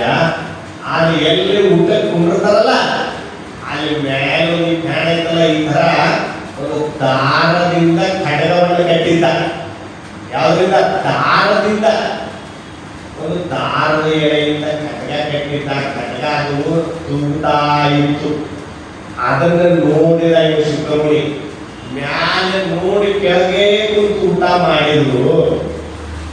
ಹೊಟ್ಟೆ ತುಂಬ ಊಟ ಮಾಡಿದ. ಊಟ ಮಾಡಿದ ಮೇಲೆ ಜನಕ ಮಹಾರಾಜ ಇವನಿಗೆ ಕೇಳಿದ, ಏನೇನು ಊಟ ಮಾಡಿದೀಪ ಅಂತ ಕೇಳಿದ. ಹೋಳಿಗೆ, ಹುಕ್ಕಿ, ಕರ್ಚಿಕಾಯಿ ಎಲ್ಲ ನೀಡಿದ್ರು. ನೀಡಿದ ಮೇಲೆ ಊಟ ಏನೇನು ಮಾಡಿದೆ ಅಂತ ಕೇಳಿದ ಜನಕ ಮಹಾರಾಜ ಶಿಖಮುನಿಗೆ. ಅವ ಅಂದ, ನಾ ಏನೇನು ಊಟ ಮಾಡಿದೆ ನನಗೆ ಗೊತ್ತ ಇಲ್ಲ ಅನ್ನವ. ಮತ್ತ ನಿನ್ನ ಲಕ್ಷ್ಯ ಎಲ್ಲಿತ್ತ ಹಂಗಾರ ಅಂತ ಕೇಳಿದ.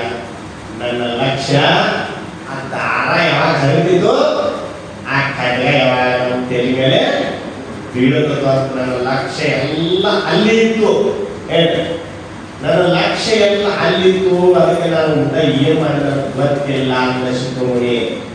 ಹಂಗೆ ನೋಡಪ್ಪ, ನಿನ್ನ ಲಕ್ಷ್ಯ ಅಲ್ಲಿ ಇತ್ತಲ್ಲ, ನೀ ಏನ್ ಊಟ ಮಾಡಿದ್ರು ಹಂಗ ನಾ ಎಲ್ಲ ರಾಜ ವೈಭವದಲ್ಲಿ ನಾನು ಇದ್ರೂ ಕೂಡ ನನ್ನ ಮನಸ್ಸು, ನನ್ನ ಚಿತ್ತ, ನನ್ನ ಲಕ್ಷ್ಯ ಎಲ್ಲಿದೆಪ್ಪ ಅಂತಂದ್ರೆ ಆ ಭಗವಂತನಲ್ಲಿ ಅದು ಲೀನವಾಗಿದೆ. ಇದೊಂದು ಕನಸು, ಇದೊಂದು ನಾಟಕ ಅಂತ ನಾನು ತಿಳಿದೇನೆ ಅಂತ ಹೇಳಿ ಜನಕ ಮಹಾರಾಜ ಹೇಳ್ತಾನ.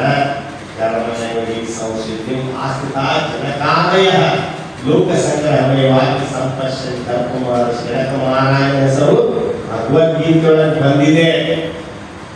ಅವನು ಲೋಕ ಕಲ್ಯಾಣಕ್ಕಾಗಿ ರಾಜಭಾರ ಮಾಡಿದ ಅನ್ನುವಂಥ ಮಾತು ಭಗವದ್ಗೀತೆಯಲ್ಲಿಯೂ ಕೂಡ ಬಂದಿದೆ. ಪುಣ್ಯಾತ್ಮರೇ, ಆಯಿತು. ನಾನು ರಾಮಕೃಷ್ಣ ಪರಮಹಂಸರ ಸನ್ನಿಧಾನದೊಳಗೆ 7 ದಿನಗಳ ಪರ್ಯಂತ ನಮ್ಮ ಬುದ್ಧಿಗೆ ತೋಚಿದ್ದನ್ನ ನಾವು ಸೇವೆ ಮಾಡಿದ್ವಿ. ನಿಮಗೆ ಒಂದು ಮಾತು ಹೇಳೋದೇನಂತಂದ್ರೆ, ಹುಬ್ಬಳ್ಳಿಯಲ್ಲಿ ನಮ್ಮ ಆಶ್ರಮ ಇದೆ. ರೈಲ್ವೆ ಸ್ಟೇಷನ್ ಹತ್ರ ಇದೆ ನಮ್ಮ ಮಠ, ಜಡಿಸಿದ್ದೇಶ್ವರ ಮಠ ಅಂತ. ಭಕ್ತರು ಯಾವಾಗ ಅಕಸ್ಮಾತ್ ಹುಬ್ಬಳ್ಳಿಗೆ ಬಂದ್ರೆ, ಏನೋ ಆಸ್ಪತ್ರೆಗೆ ಅಥವಾ ಯಾವುದಾದ್ರು ಬಂದ್ರೆ ನಮ್ಮ ಆಶ್ರಮದಲ್ಲಿ ನೀವು ಬಂದು ಉಳಿಲಿಕ್ಕೆ ನಿಮಗೆ ಅಲ್ಲಿ ಅನುಕೂಲ ಇದೆ. ಅಲ್ಲಿ ಬಂದು ಉಳ್ಕೊಂಡು ಬರ್ಬೋದು ಅಂತ ಹೇಳ್ತಾ ನನ್ನ ಮಾತಿಗೆ ವಿರಾಮ.